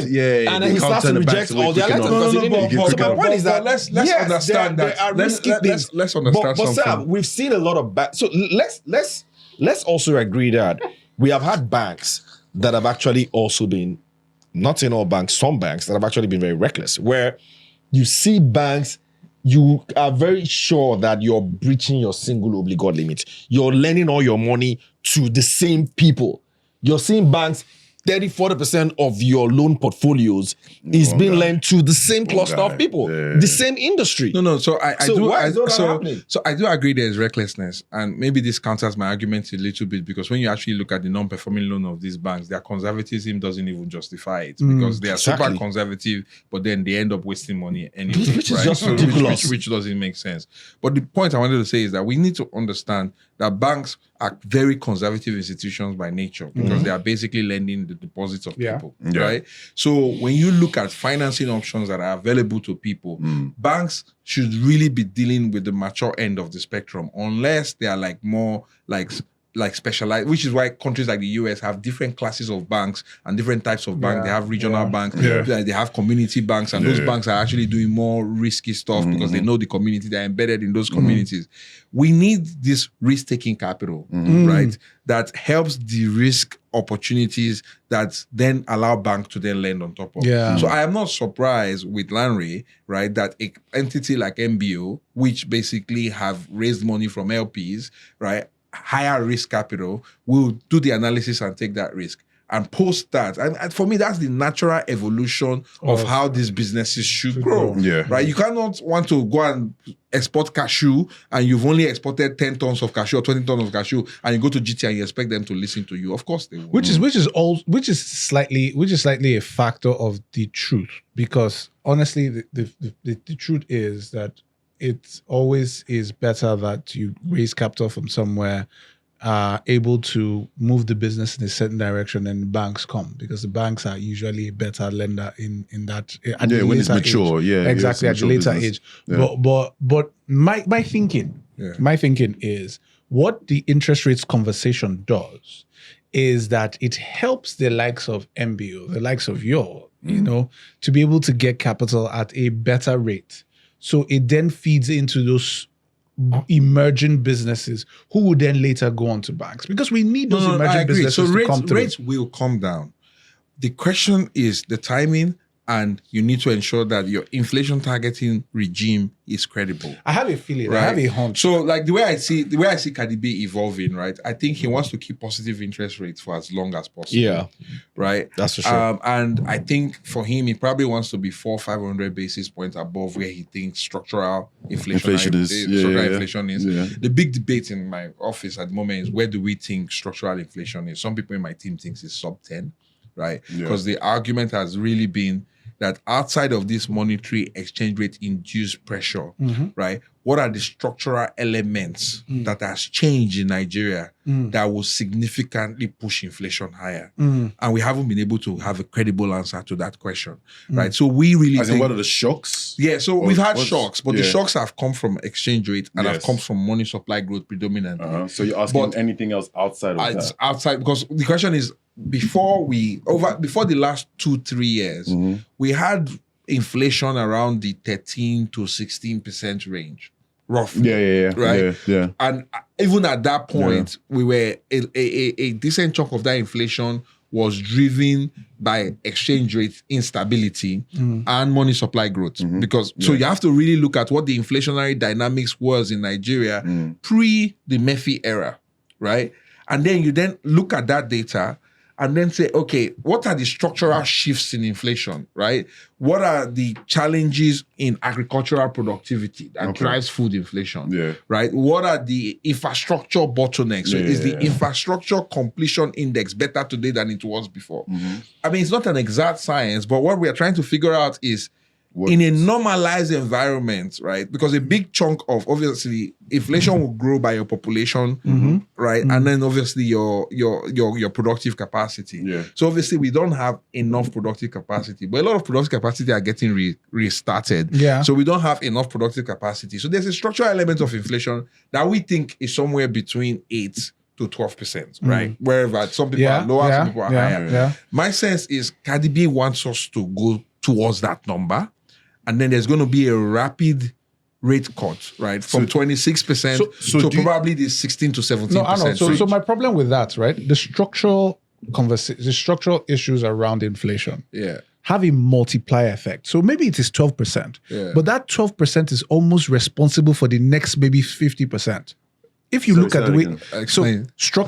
the structural factors around inflation Yeah. might be, so when we say structural factors around As in inflation, the basket, the thing, the the basket. So Yeah. what are the things that affect the basket? Yeah. So Logistics issues, logistics issues. insecurity. Got it. Do you Yeah, get- yeah. So those things have a multiplier effect into transportation. They have a multiplier effect into food.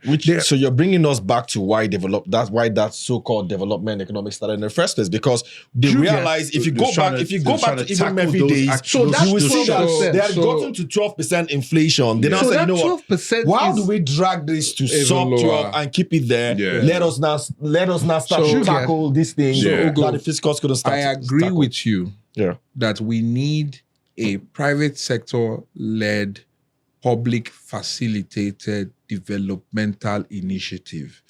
It's I see. I've just said it. I'm afraid. I agree, No, but we it's do. when. But it cannot be run by the CBN. So how do we We run all that? agree. I And I'm agree. not So how saying do we- that how do My we- own should be wrong. recommendation is that we should create an entirely new institution that basically is overseen by a combination of the Ministry of Finance and the CBN and maybe the Ministry of Finance, right? Largely Ministry of Finance. we actually have a lot of So- them. BOI, Consolidate all of them. So the That's question how they're all is, created. you have to consolidate them into a monster institution that can mobilize and is driven through a private sector lens that can mobilize capital. Nigeria needs hundreds of billions of capital. Yes, Right? agreed. And you need the institutions that have the credit rating to be able to mobilize both domestic and international capital to be able to achieve long-term So developmental priorities. this is just my thing. The This is CBN just my cannot thing. do that. No. This is just my thing. As of today, we have BOI. Yeah. We have BOA. We have which one again do we have? We have Bank of Industry. We have Bank of Nisra. Agriculture. So We have Nisra. what is the combined balance sheet of all of those things? wait, You know, leave I don't even think it's up leave to them, leave 2 them, trillion. Leave them. What I'm saying is that those institutions They already exist. cannot drive the kind of Because they don't have the capital. But you have the capital though. Now- so we can work towards recapitalizing them. We Yeah. can work towards whatever we want to do. Yeah. We can work towards making them private. My point is not even that. My point is Nigeria needs movement today. Those guys cannot provide it. In this entire ecosystem, in this entire equation, the only person that can move anything that can spur some level of growth in this ecosystem, The central bank. it's the central bank. But also the central bank not disagree. cutting in So one who else? session doesn't change that fact. No, wait. So how are they? But I No, guess the question in then is today's that Nigeria, why who? is it the central bank then? It shouldn't be the central bank. No, That's so who should is be it? Who Ministry is of it? Finance. Where No, so, today. The Leave- government, the yes. Ministry of So Finance. why- it shouldn't be why- central bank. why should it be instruments are they government going to anyway? use? What Exactly. instrument are They they going to can use? How? create. I mean, I would imagine all of these institutions that you mentioned All right, under should all be under the Ministry of Why should it be? Finance. Why should it be? They should be consolidated. Why should it be the government They doing should be this? strengthened. Government has to set the strategic direction. How is it through tax cuts? Because So it's a combination of different tools, right? So it's a combination of government tools will either be tax cuts, no. So government, subsidies. so That's what or direct injection of capital. So It's gotta be either of the three. government can identify, right? Government can identify priority sectors, right? Okay. That can have a significant multiplier effect that allow us to reduce our import dependency from an input perspective, and also allow us to promote our non-oil export economy, right? And how do you then do that? When you identify those priority sector, the government external balance sheet is relatively strong, right? There are guarantees that government can offer that allow quasi-government Here's what you're missing, because I know where you're going. Here's what you're missing. It's been done before, but you know why it didn't work? Corruption. So that is why at some point can't the do central bank anything said, about going back to what you said originally. Yeah. If you want to understand Nigeria, you have to understand, understand a different context and a different prism. Yeah. So that is the conundrum that we have. So the question then is, okay, we're at 3.9% or so GDP growth. Yes. Q3 Yeah. numbers, 4 point something, Q2. We do need to see 6-7%. We've said it here before. Yeah. We need So some the question growth. now be, and that's And the it's point. not So I'm saying- central bank dropping interest Fine. rate that is going to give us that growth. I agree. It's part of it. Part of. But that It's will not- If you but look that at the, will if you look at part the of laggard it. industries, and you It's can part actually of it, see where the because central bank. yeah. Actually, you know it's what? not the manufacturing guys, they tell you. Yeah. And You can these look are at the the guys that will laggards in create the the GDP growth. numbers, and you Exactly. can That's see what I'll where. create the growth. but the question is, so like And I think Sam again is that it's two ways, right? So you do need the manufacturing sector to start to thrive, right? They need to start to output needs to come out. we need Then, more manufacturing. importantly, you now need that credit expansion that we were talking about. Consumer credit. Consumer credit now needs to happen so that credit spending can happen. Credit across the board. Not just credit. That is why the central bank is very critical but to I will growth, tell you, right? Credit, policy-wise. like hold me to this the way you held me to the exchange rate at the beginning of the year. It seems like we're coming out top. Credit Credit growth. grows. I think credit grows. Credit growth next year. Yeah. And Interesting. it's watch. going to surprise everyone. I expect that And too. the reason Yeah. is very Yeah. simple. The banks, a lot of these banks were hamstrung by the quality of capital that they had. Right? This recapitalization exercise has forced them to clean up their Which books. you didn't like in the I didn't like it, Yeah. but again, there are certain institutions that I am now understanding really needed to raise capital and really needs to raise high quality capital. Yeah, But that's why I banks, said they right? need to raise more even. Yeah, right. Yeah, banks. that That's needed why I'm to saying raise they need to capital. raise more. Because Right. if you notice, you just hold your thought. Something else that happened in the last few weeks that a lot of people are sort of gone under the radar is the central bank. In fact, it forced the central bank to issue a circular last week, which is they are now forcing holdco banks to raise to ensure that their own share capital is more than the share capital of their combined entities. And that was why we saw some delays in the results of some banks. And the way the central bank is calculating share capital is just ordinary share capital paid-in capital. and share premium. That's it. Nothing more. So if you go and check all of them combined, if you combine their share capital and share premium, 350 billion, 450 billion, 5 something, 6 something billion. It's gone up 800 billion naira in the last 1 year alone. And this is for the Fugas and some of the other listed banks that we checked. Yeah. So I An think increase that's in why they capital. wanted this clean capital. I mean, my frustration is that it's an indictment on the system because, but we just have to accept that maybe the system wasn't really working properly because a lot of this retained earning that were reported by banks was approved by the same CBN and then basically took them off, right? But it's Nigeria, things happen, right? The point I'm making, so two things. So banks' balance sheets are cleaner. Once interest rates, the only thing that is saving banks' net interest margins at the moment, right, is basically the ability to buy OMO and treasury bills and SDF. It's not even treasury SDF, bills. Treasury bills is now at 15%. Oh, so they're getting 15.5%. SDF at 22%, right? 22%. now, And then they're still getting OMOs at basically effective use of 25, 26%. That changes next year. So you are going to see massive NIM compression happen across the banking system. And the only way you can offset that You think OMO changes next year? yes, It they will has have to. they will have to. Yes, Yeah. this is an expensive They will venture, have to. man. It's an expensive venture, but It's expensive. the On the all-time exchange rate. The CBN So what happens? The CBN wants to push OMO out of the central bank I and understand. everybody's going to buy treasury bills. I understand, right? But OMO has been used as a tool, as we know. Which And I'm is- going to go back which to this is- FX has always tool. been- If you now compress interest rates MPR and then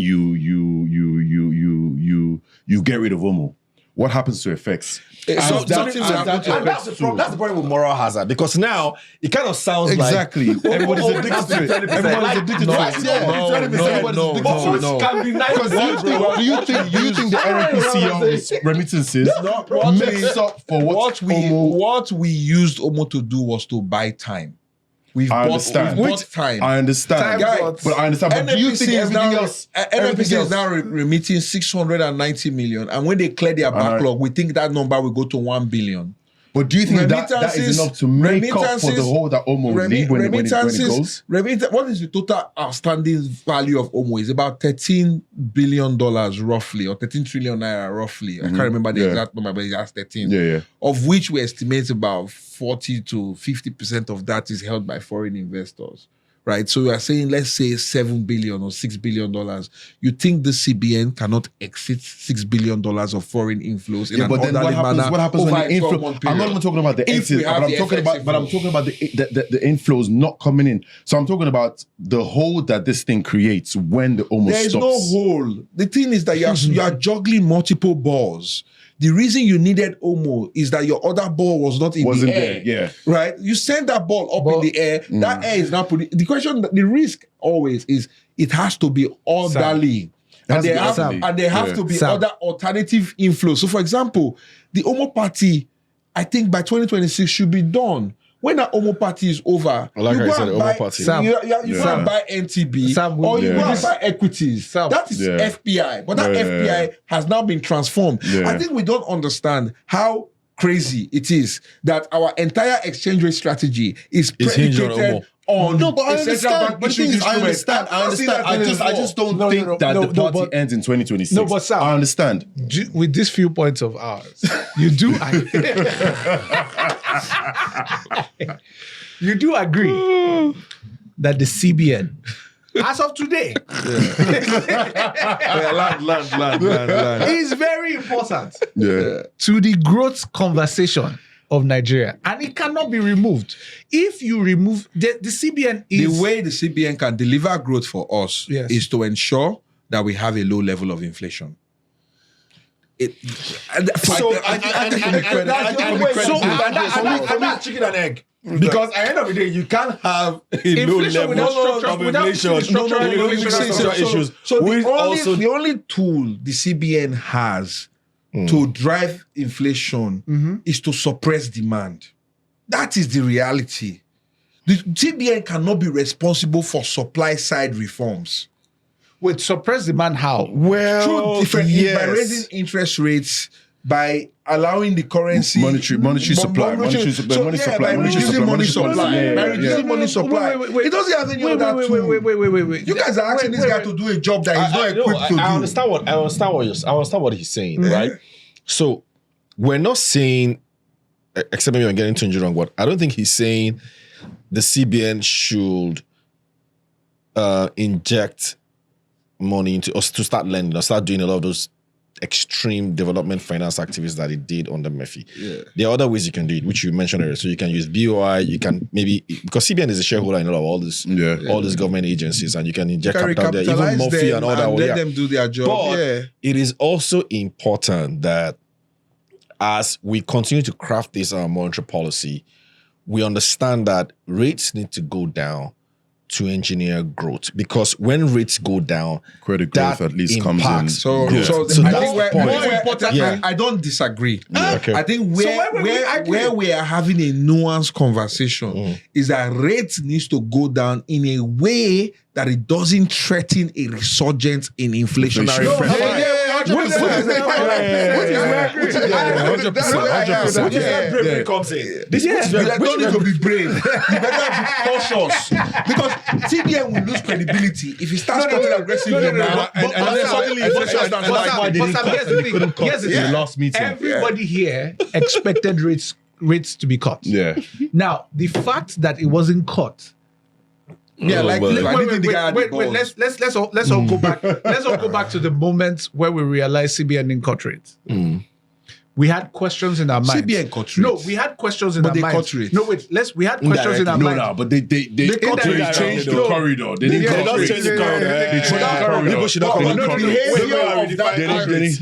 So let's not verify collab. I don't even know if Can I say something? Different. You need to look at what's the marginal rate. Your marginal. What was the short-term interest rate that was driving? It's short-term overnight. Yes, in the market. Yes. But how did it impact the real economy? Wait, Sam, let me finish. So that's my thing. That's what I'm saying. What was system liquidity? No.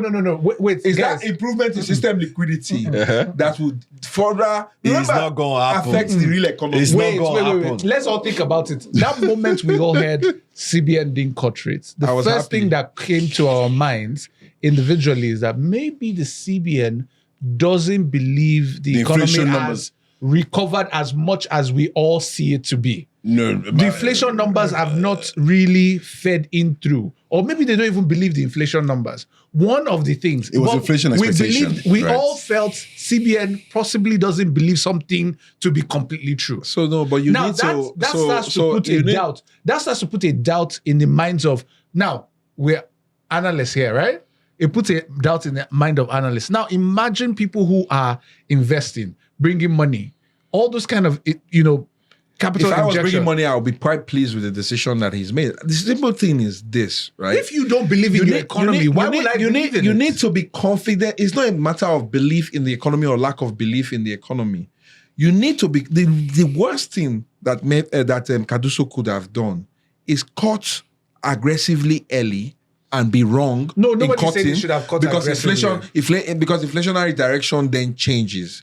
It's better to wait, right? And when it changes, you're not up and down. You're not up and down. Plus the steepness at which you cut will have a higher delta to the economy. So let's say, for example, you cut gradually and you have to smooth it over a 18-month cycle or a 24-month cycle for you to do 500 basis points.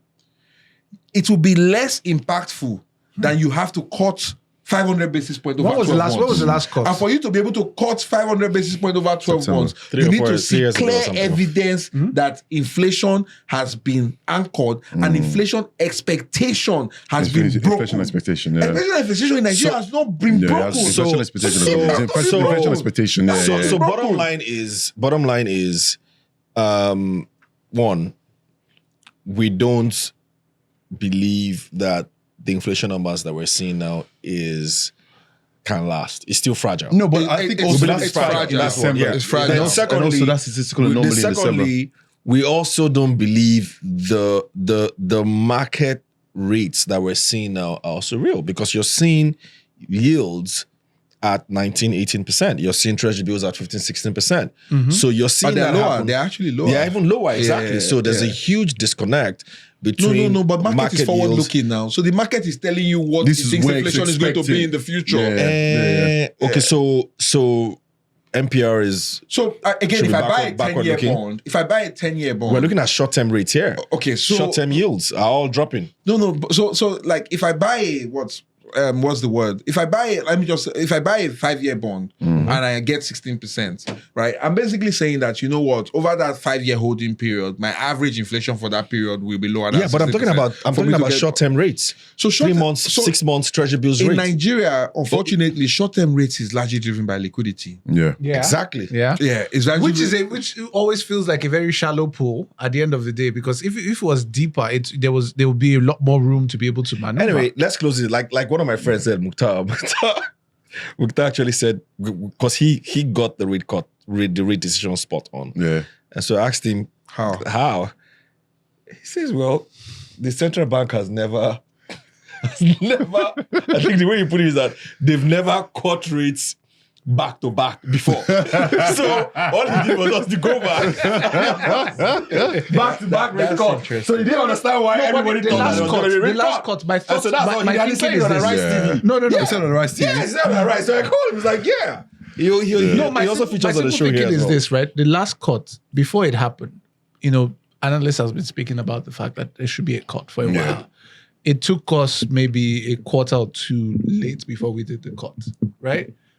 We could have gained some things in that period, especially because the whole atmosphere was good. There was a lot of positive Cardi stories B has about done the economy. Cardi B but has it's the same hung his thing. entire professional credibility on inflation targeting. Yeah. He's not going to change. That's my point. That's still don't know what they're targeting. But I mean, let's That move is on, my guys. point. As in maybe Let's he's move on, just let's not move the on. man for the next level. So we saw that. On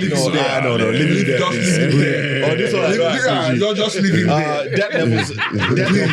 We have likes of Ghana cutting with 1,000 basis points. Yeah. But you see how long Ghana held for? Yeah. Inflation got to 10%. Yes. Before Yeah, Ghana started to accelerate their aggressively. cut. Yes. Now Yes. Ghana Inflation is at 6% inflation. Yeah. You see, that's the level of disinflation that you can engineer. And you're there. And when you do that, the fuel, it's almost like you And basically light Ghana's inflation asset prices on Ghana's fire. inflation target is 8% plus or minus 2, right? So Yes. it's in the target. It's in the target. Yeah. So they allowed the inflation to get into the Inside, target. yeah, and then they started cutting. You're right. So we don't even know Yeah. what our target is. No, we don't They have will a publish it. number. They need to, the work that my team is doing internally.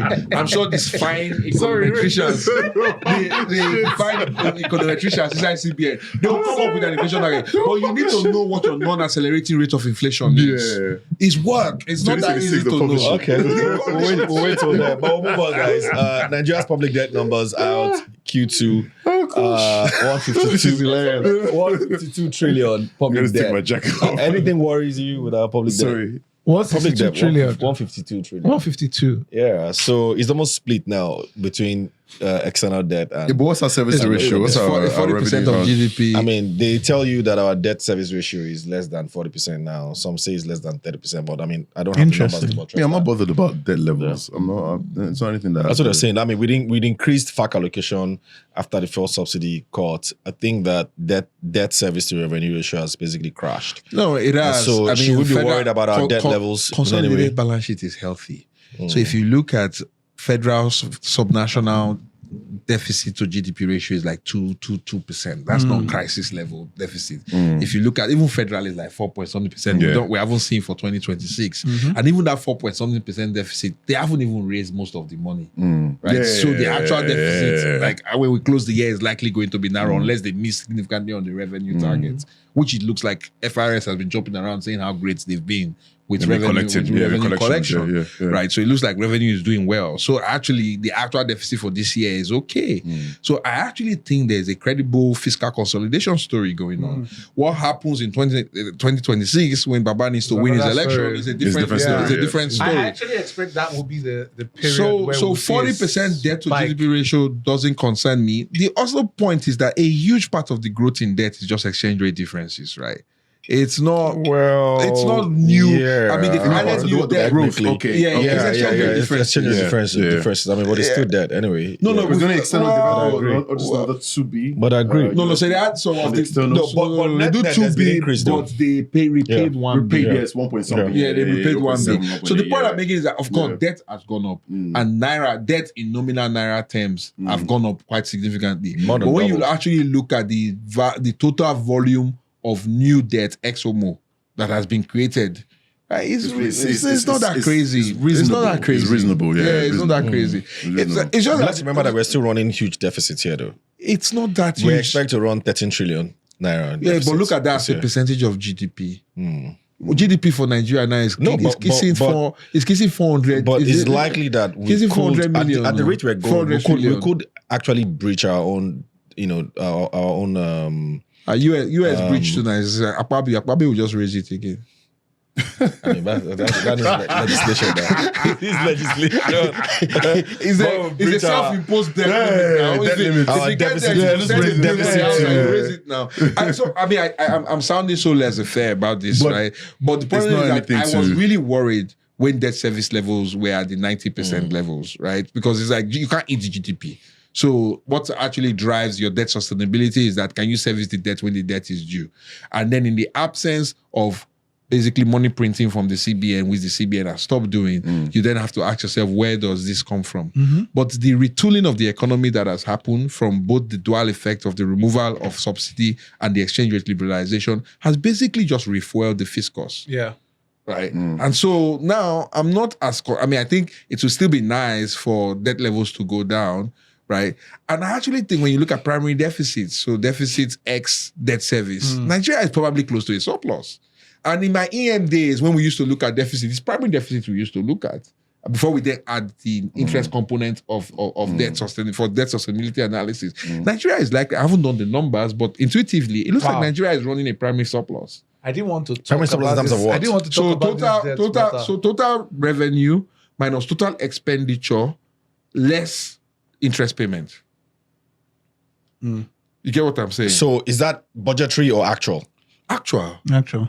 I think Nigeria is running a primary surplus. I will do the numbers. No, we're not. I think we're running a primary surplus. So if you remove interest We're not. components In the from last your 3 expenditure, we're not because we have, at least in the last 3 years, not met. Well, apart what's from the total last year, value though, of the interest apart payment? from last year, maybe if you look at from last year, maybe. No. During Matthew, we're Maybe. perennial primary deficit. Yeah, but I'm saying from this maybe, year and last year, we're in a surplus. I think we're in a primary surplus. But this year, I understand we're actually significantly below revenue targets.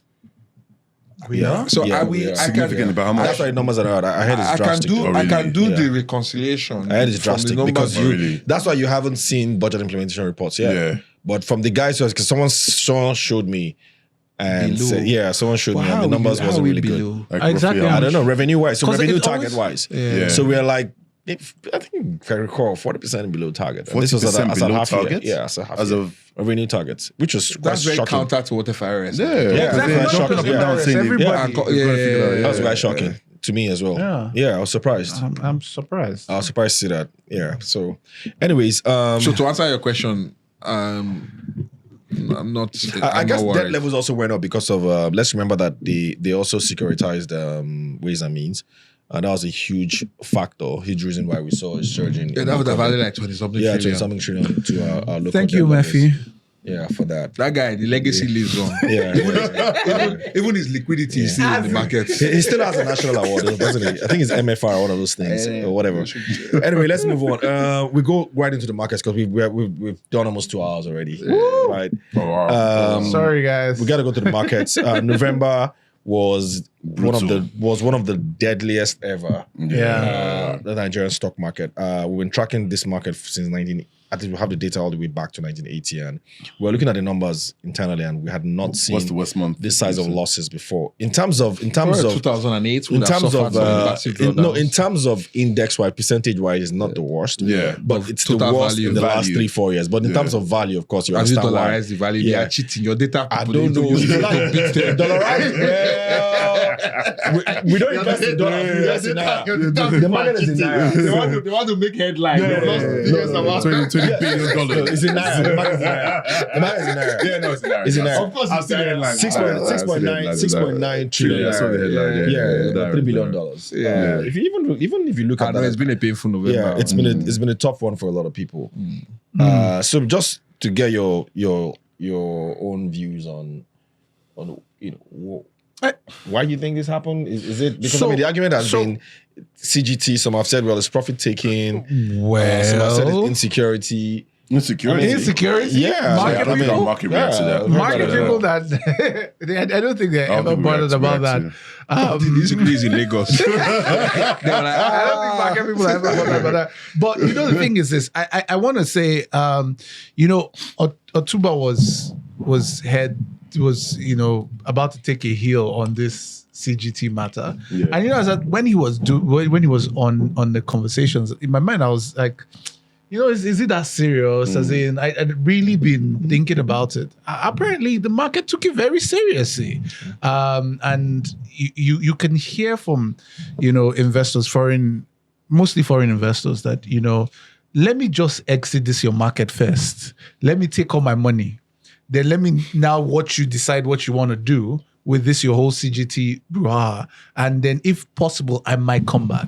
So there was no how. But is this a foreign investor exit or a local investor? I think so. exit? I think what likely happened, right? And I have some anecdotal evidence to support this. Is remember as the market rallied, right? A lot of brokers were providing margin products to retail investors, right? And everybody thought this rally is going to continue and is going to be sustained. So some of my anecdotal brokers I speak to, because I always ask my brokers what the size of their margin programs are. The ones that What's the average size? Those that they usually Average. don't want. So like, there's one broker, for example, that had like 10 billion outstanding, right? So I use it as a sense of I look at the pace of growth of those margins. So when the first conversations around CGT happened, I think it was the one you moderated, if I remember correctly. That was end of September. Yeah.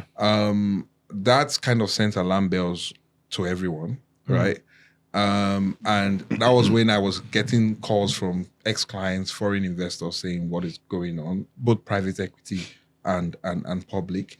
And then the way I trade, right, is I have like my portfolio previously has 10 stocks. So I have very concentrated portfolio. And oftentimes I like to have what I call clear liquidity headroom. So if I like a company very well and there's a big seller, I just take them out, right? I remember I won't mention the stock, but I remember for one of the stock that we own and we really love, right? During that period, there was pressure on the stock. So I called the broker that was selling, saying, I don't like this price action, right? I need to know, because sometimes when I want to do that, I'm like, okay, I'm not going to engage you until I know your full size. I need to know the full, and I've done that quite often. I need to know your full size. And they tell you? Of course. Because I execute, right? It's not like I bluff, right? Yeah. Sometimes it's a game. You play a game. Yeah. But often, I don't know when if you're to tell you the credible full and size. you've done it a few times, Okay, they know you can take. They know you can take Okay, it, okay, right? okay. So I'm like, okay, I need to know the full size. Yeah. And even for me, and I run a reasonably decent book, when I found out about the size behind the stuff, I literally first dropped the phone to think if I'm ready to take on that risk. Yeah. Right? I'm probably not the only one that had that intelligence. Yeah. So when you are running a margin book as a broker, You can see and everything. you can see that happening, Yeah, you 100%. run for the hills. Yeah, 100%. right? So even though the foreigners ended up selling later, Yeah. but that feeling that was triggered by the CGT, in my opinion, Yeah. basically created this spiral Exactly. effect. Exactly. And Yeah, that day pushed that it. the Ministry of Finance was on the exchange, I feel what happened is that a lot of margin position got triggered. Yeah. So there was Okay. forced selling and basically bids disappeared. But funny enough, the market closed positively that day, but the next day, that's when the selling No, started. it was negative. No, it was positive. The day he came on, No, it's positive. the whole screen. So Yeah. when When he was in, when Baba said he was going to look into it, we all thought he was going to come up with a big announcement the And next then that's day. when he So turned around. everybody, and you know the way Nigeria is. Yeah. There's a lot of people that tend to have information before the market. It's a failure of the market information Massive failure. credibility system. That's what Yeah. happens to you now. So what happens is that somebody may be close to the minister or close to FI or close to somebody will just rush and say, they're going to do this, they're going to do this, change it, and send yeah. instructions to their brokers to start buying indiscriminately. Yeah, but also But when that didn't come out, then people are like, those people are not high. There are not a lot of high conviction holders in this Yeah. market. So it's a momentum market up and down. So when that didn't materialize, which is why like I still want them to come up with clarity, right? So that we can just get rid Put of it this behind us, CGT thing and move on. Let's know what it is. Let's Yeah. know what is going to happen. And Let's then we can price go. it in. Yeah. So my point is CGT was, in my opinion, the catalyst. But the market structure, right, drove the outcome. And this is the frustrating thing for me, because this is the concept of risk premium. The idea that you can come to the market and say something and backtrack and think the market will get back to where it was before. It's just crazy. It doesn't work like that. It doesn't. It doesn't. You gotta be sure of what you're saying. So Just before you don't go and say interact with the market, like you need to be super tight on your communication. Yeah. The communication strategy in my mind, from the fiscal authority on this tax thing, as it concerns the market. Communication strategy across other things were good, like PIT, VAT, but as it concerns the market and the fragility of a system where you see prices real time, I don't think they spoke to the right people to hone that communication strategy properly. And they confused the market with the communication. And if you have uncertainty, the people who can will just say, you know what, guys, I'll see you later. Come back later. You know? And some of them may never come. And that's the frustrating part. So yes, it's been a very, and also it's also not helped by the fact that we've all made money this year. So if you've made... Market's still up at 9%. Yeah, so if your portfolio is up 40%, and you know what, I force sell my position and I end up with 30% up, you're not that pissed. Yeah, I'm not that pissed. And I think that's what happened, right? So adding everything you said with just taking profits, because if I look at how I manage my portfolio, once I heard CGT, I don't know what it is. I'm not sure what he's trying to say. Investor. Say, let me stay. Right. So serious. Yeah, and I'm out until I get clarity. Or I'm out until the 1st of January when I think, okay, an efficient market prices these things in. Yeah. Let's all assume the market is efficient and it has all the information priced in. From the 1st of Jan, it's priced in. So I'm coming in, whatever price, fresh. Yeah. whatever price it is, okay, that's the price. At least you're fixing, you're hedging your cost already. All right, So guys. it felt like a bit of I don't want to use the word own goal, but we didn't need to be here because Q3 results were strong, and I felt like market could have rode that momentum. At this opportunity, because I also hear some big wigs are using this opportunity to buy. I don't know if you've been noticing. We've been seeing a lot of mop-up happening. If you, I don't want to say something I regret, but if you have capital that is patient, and patient I mean 12 to 24 months, the valuations That is around right just now incredible. I mean, Zenith, you're seeing for GT example, at 80 or so. Zenith is at COVID levels multiples. I don't look at absolute pricing when I look at stocks. It's pure madness. So when Zenith got to 9 Naira, the multiple that it was trading on is the same multiple that it is right now. 2x. Yeah. 2x or so. 2.5x or something like that. So it's on 0.4 times book for a book that is clean. Below book. A business Trading below book. It's a clean book. Below book has always been not. They've always. And this is below 0.4 capitalization on top. Exactly. Below book, the market, that capital they raised, the market even doesn't price for it at all. And that capital is still clean. It's still in treasury bills. It's not like the capital has taken any risk. And then on top of that, they took a 800 billion Naira shower. That is not going to happen next year. So I normalized their Q3 numbers, which was about 20 billion in loan loss provision, to get a sense of how much they're going to take next year. It's about 80 basis points. Shock that and take that to 1.5 or 2%. That's about good. 600 billion of earnings head start that they have next year. It's going to be the fastest growing bank next year. If you speak to folks at Zenith, they tell you that the level of aggressive marketing and business they are doing now, they haven't seen. Their CEO is essentially, she's been buying stock. That's quite interesting. And she's also been buying stock. She's been buying stock. I've been tracking her purchases. Yeah, she's buying stock. Interesting. All right, guys, we got to move on into the final segment of the show because there's no time. I don't know why that is a consideration, but because I've been hearing it a lot. But I mean, it's always good. It's always good. They have more information. They have more information. She knows something. Let's go into the producer. 100%. Waving the flag already. Let's go into the last segment because I don't know have time for buy or the whole, but I want us to talk about Detty December. We're in Detty December now, and just to get a view of what you guys think is going to happen. Are we going to see a lot more spending, the sort of record levels that we saw last year, or are people likely going to it's really nothing much to celebrate? Well, I we've can tell you already this. seen TOE cancel his party, so we're going to see more party. Yeah, cancel his party because of the issues they had. So we're going to see more cancellations. I know you're having a party, by the way. Are you having a party? End of year. This year has been good for you. As I was saying. Pink level bars. Sorry for the aggressive, but go on. Our back.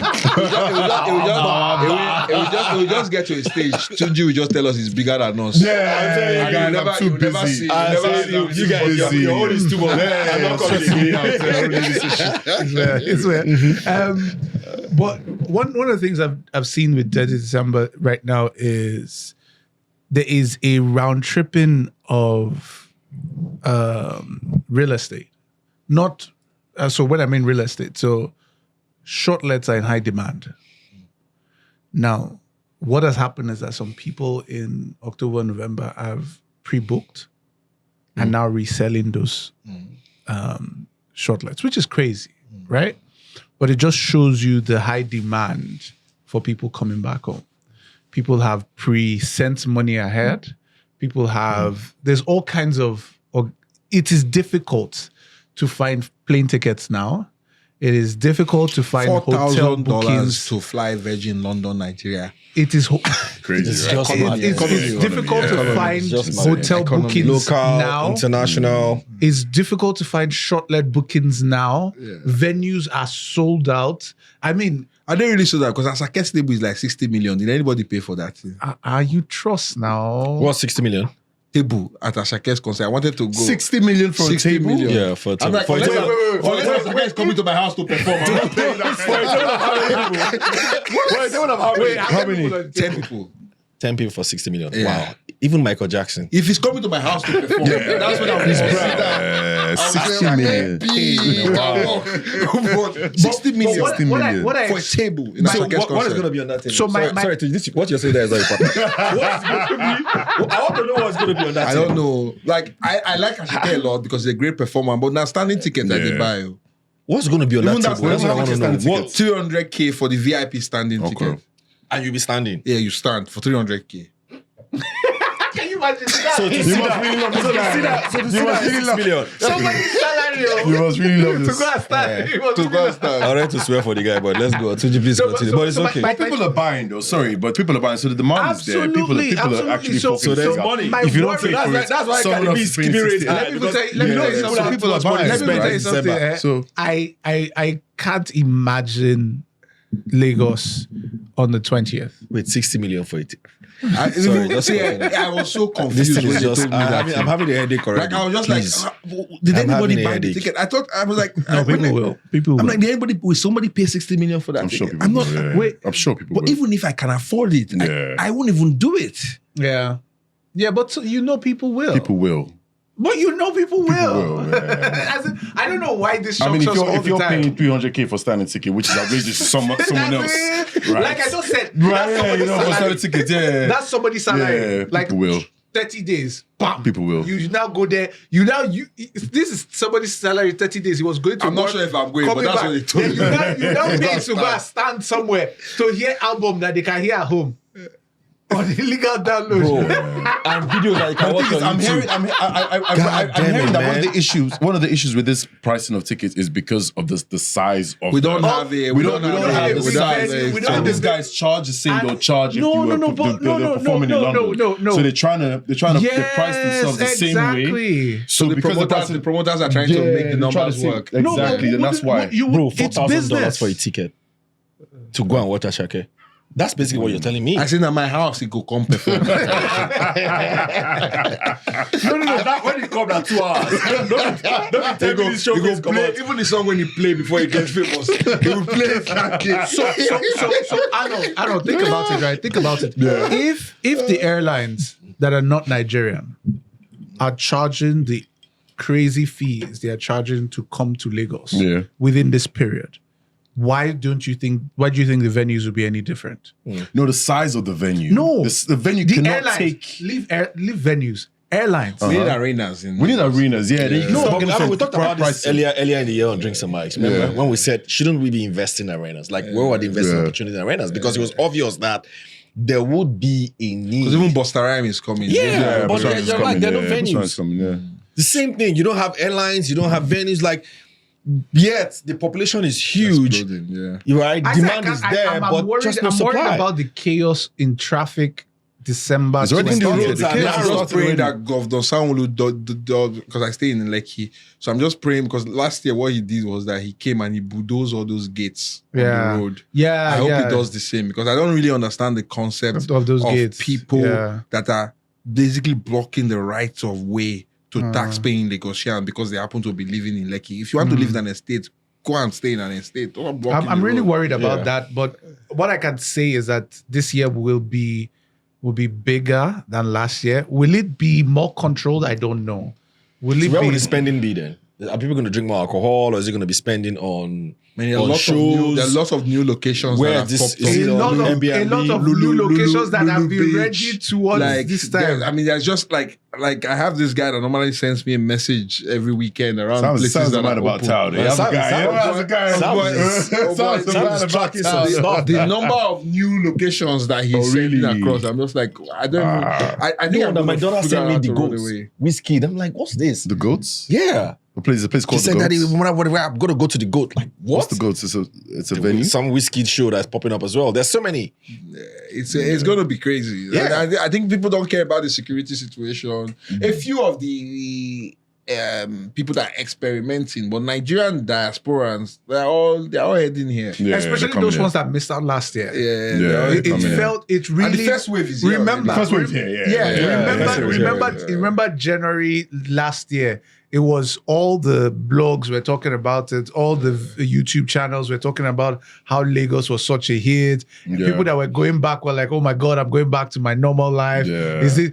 I remember those memes of, "Is this what I'm going back to?" You know, nobody tells you how difficult it is to go from this to this. Where you show yourself in Lagos doing, then you go back to your. So apart from Lagos, where else is it going to happen? I had Calabar. Calabar should be good. pop. Uyo now has a new spot. It was nice. Uyo now has a new spot. You seem to know a lot about this. I heard Calabar will be obviously Ghana will be good. So Ghana, the Ghana's reason why I good. know Ghana's is very because good. the reason why I know is because Very, very good. Please, I want to know what you do. let me say this.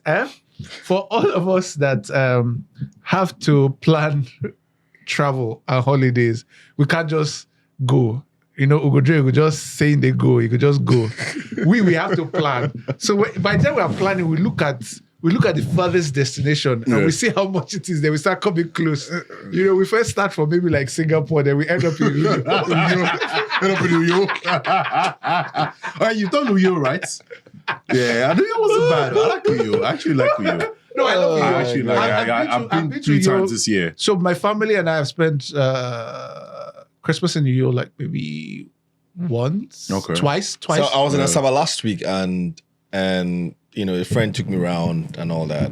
I haven't been in Asaba in a while. Spent a couple of nights there, and the guy was basically telling me why I need to come back to Asaba. Yeah. Like, it's fun. Took me to some fun spots, but mostly clubs and all that. And I'm like, There's no way like Lagos when it comes to Lagos clubs. is different. Lagos is a different animal. But that It's club was different. quite, because we were there like 10 and it was like chill till 12. Yeah. And it was 12 and it was as if a whistle was blown and Yeah, I had the same everybody experience was in there. Ibadan. And they were basically spending similar Lagos vibe and all of that stuff. In Ibadan, I yeah. heard there's a state that said their own is not Detty December, it's Vibe December. Which state was that? Was it Osun State or something like that? They should just Yeah, stop. the governor They said should just stop now. Vibe December. it was Vibe December, yeah, something like that.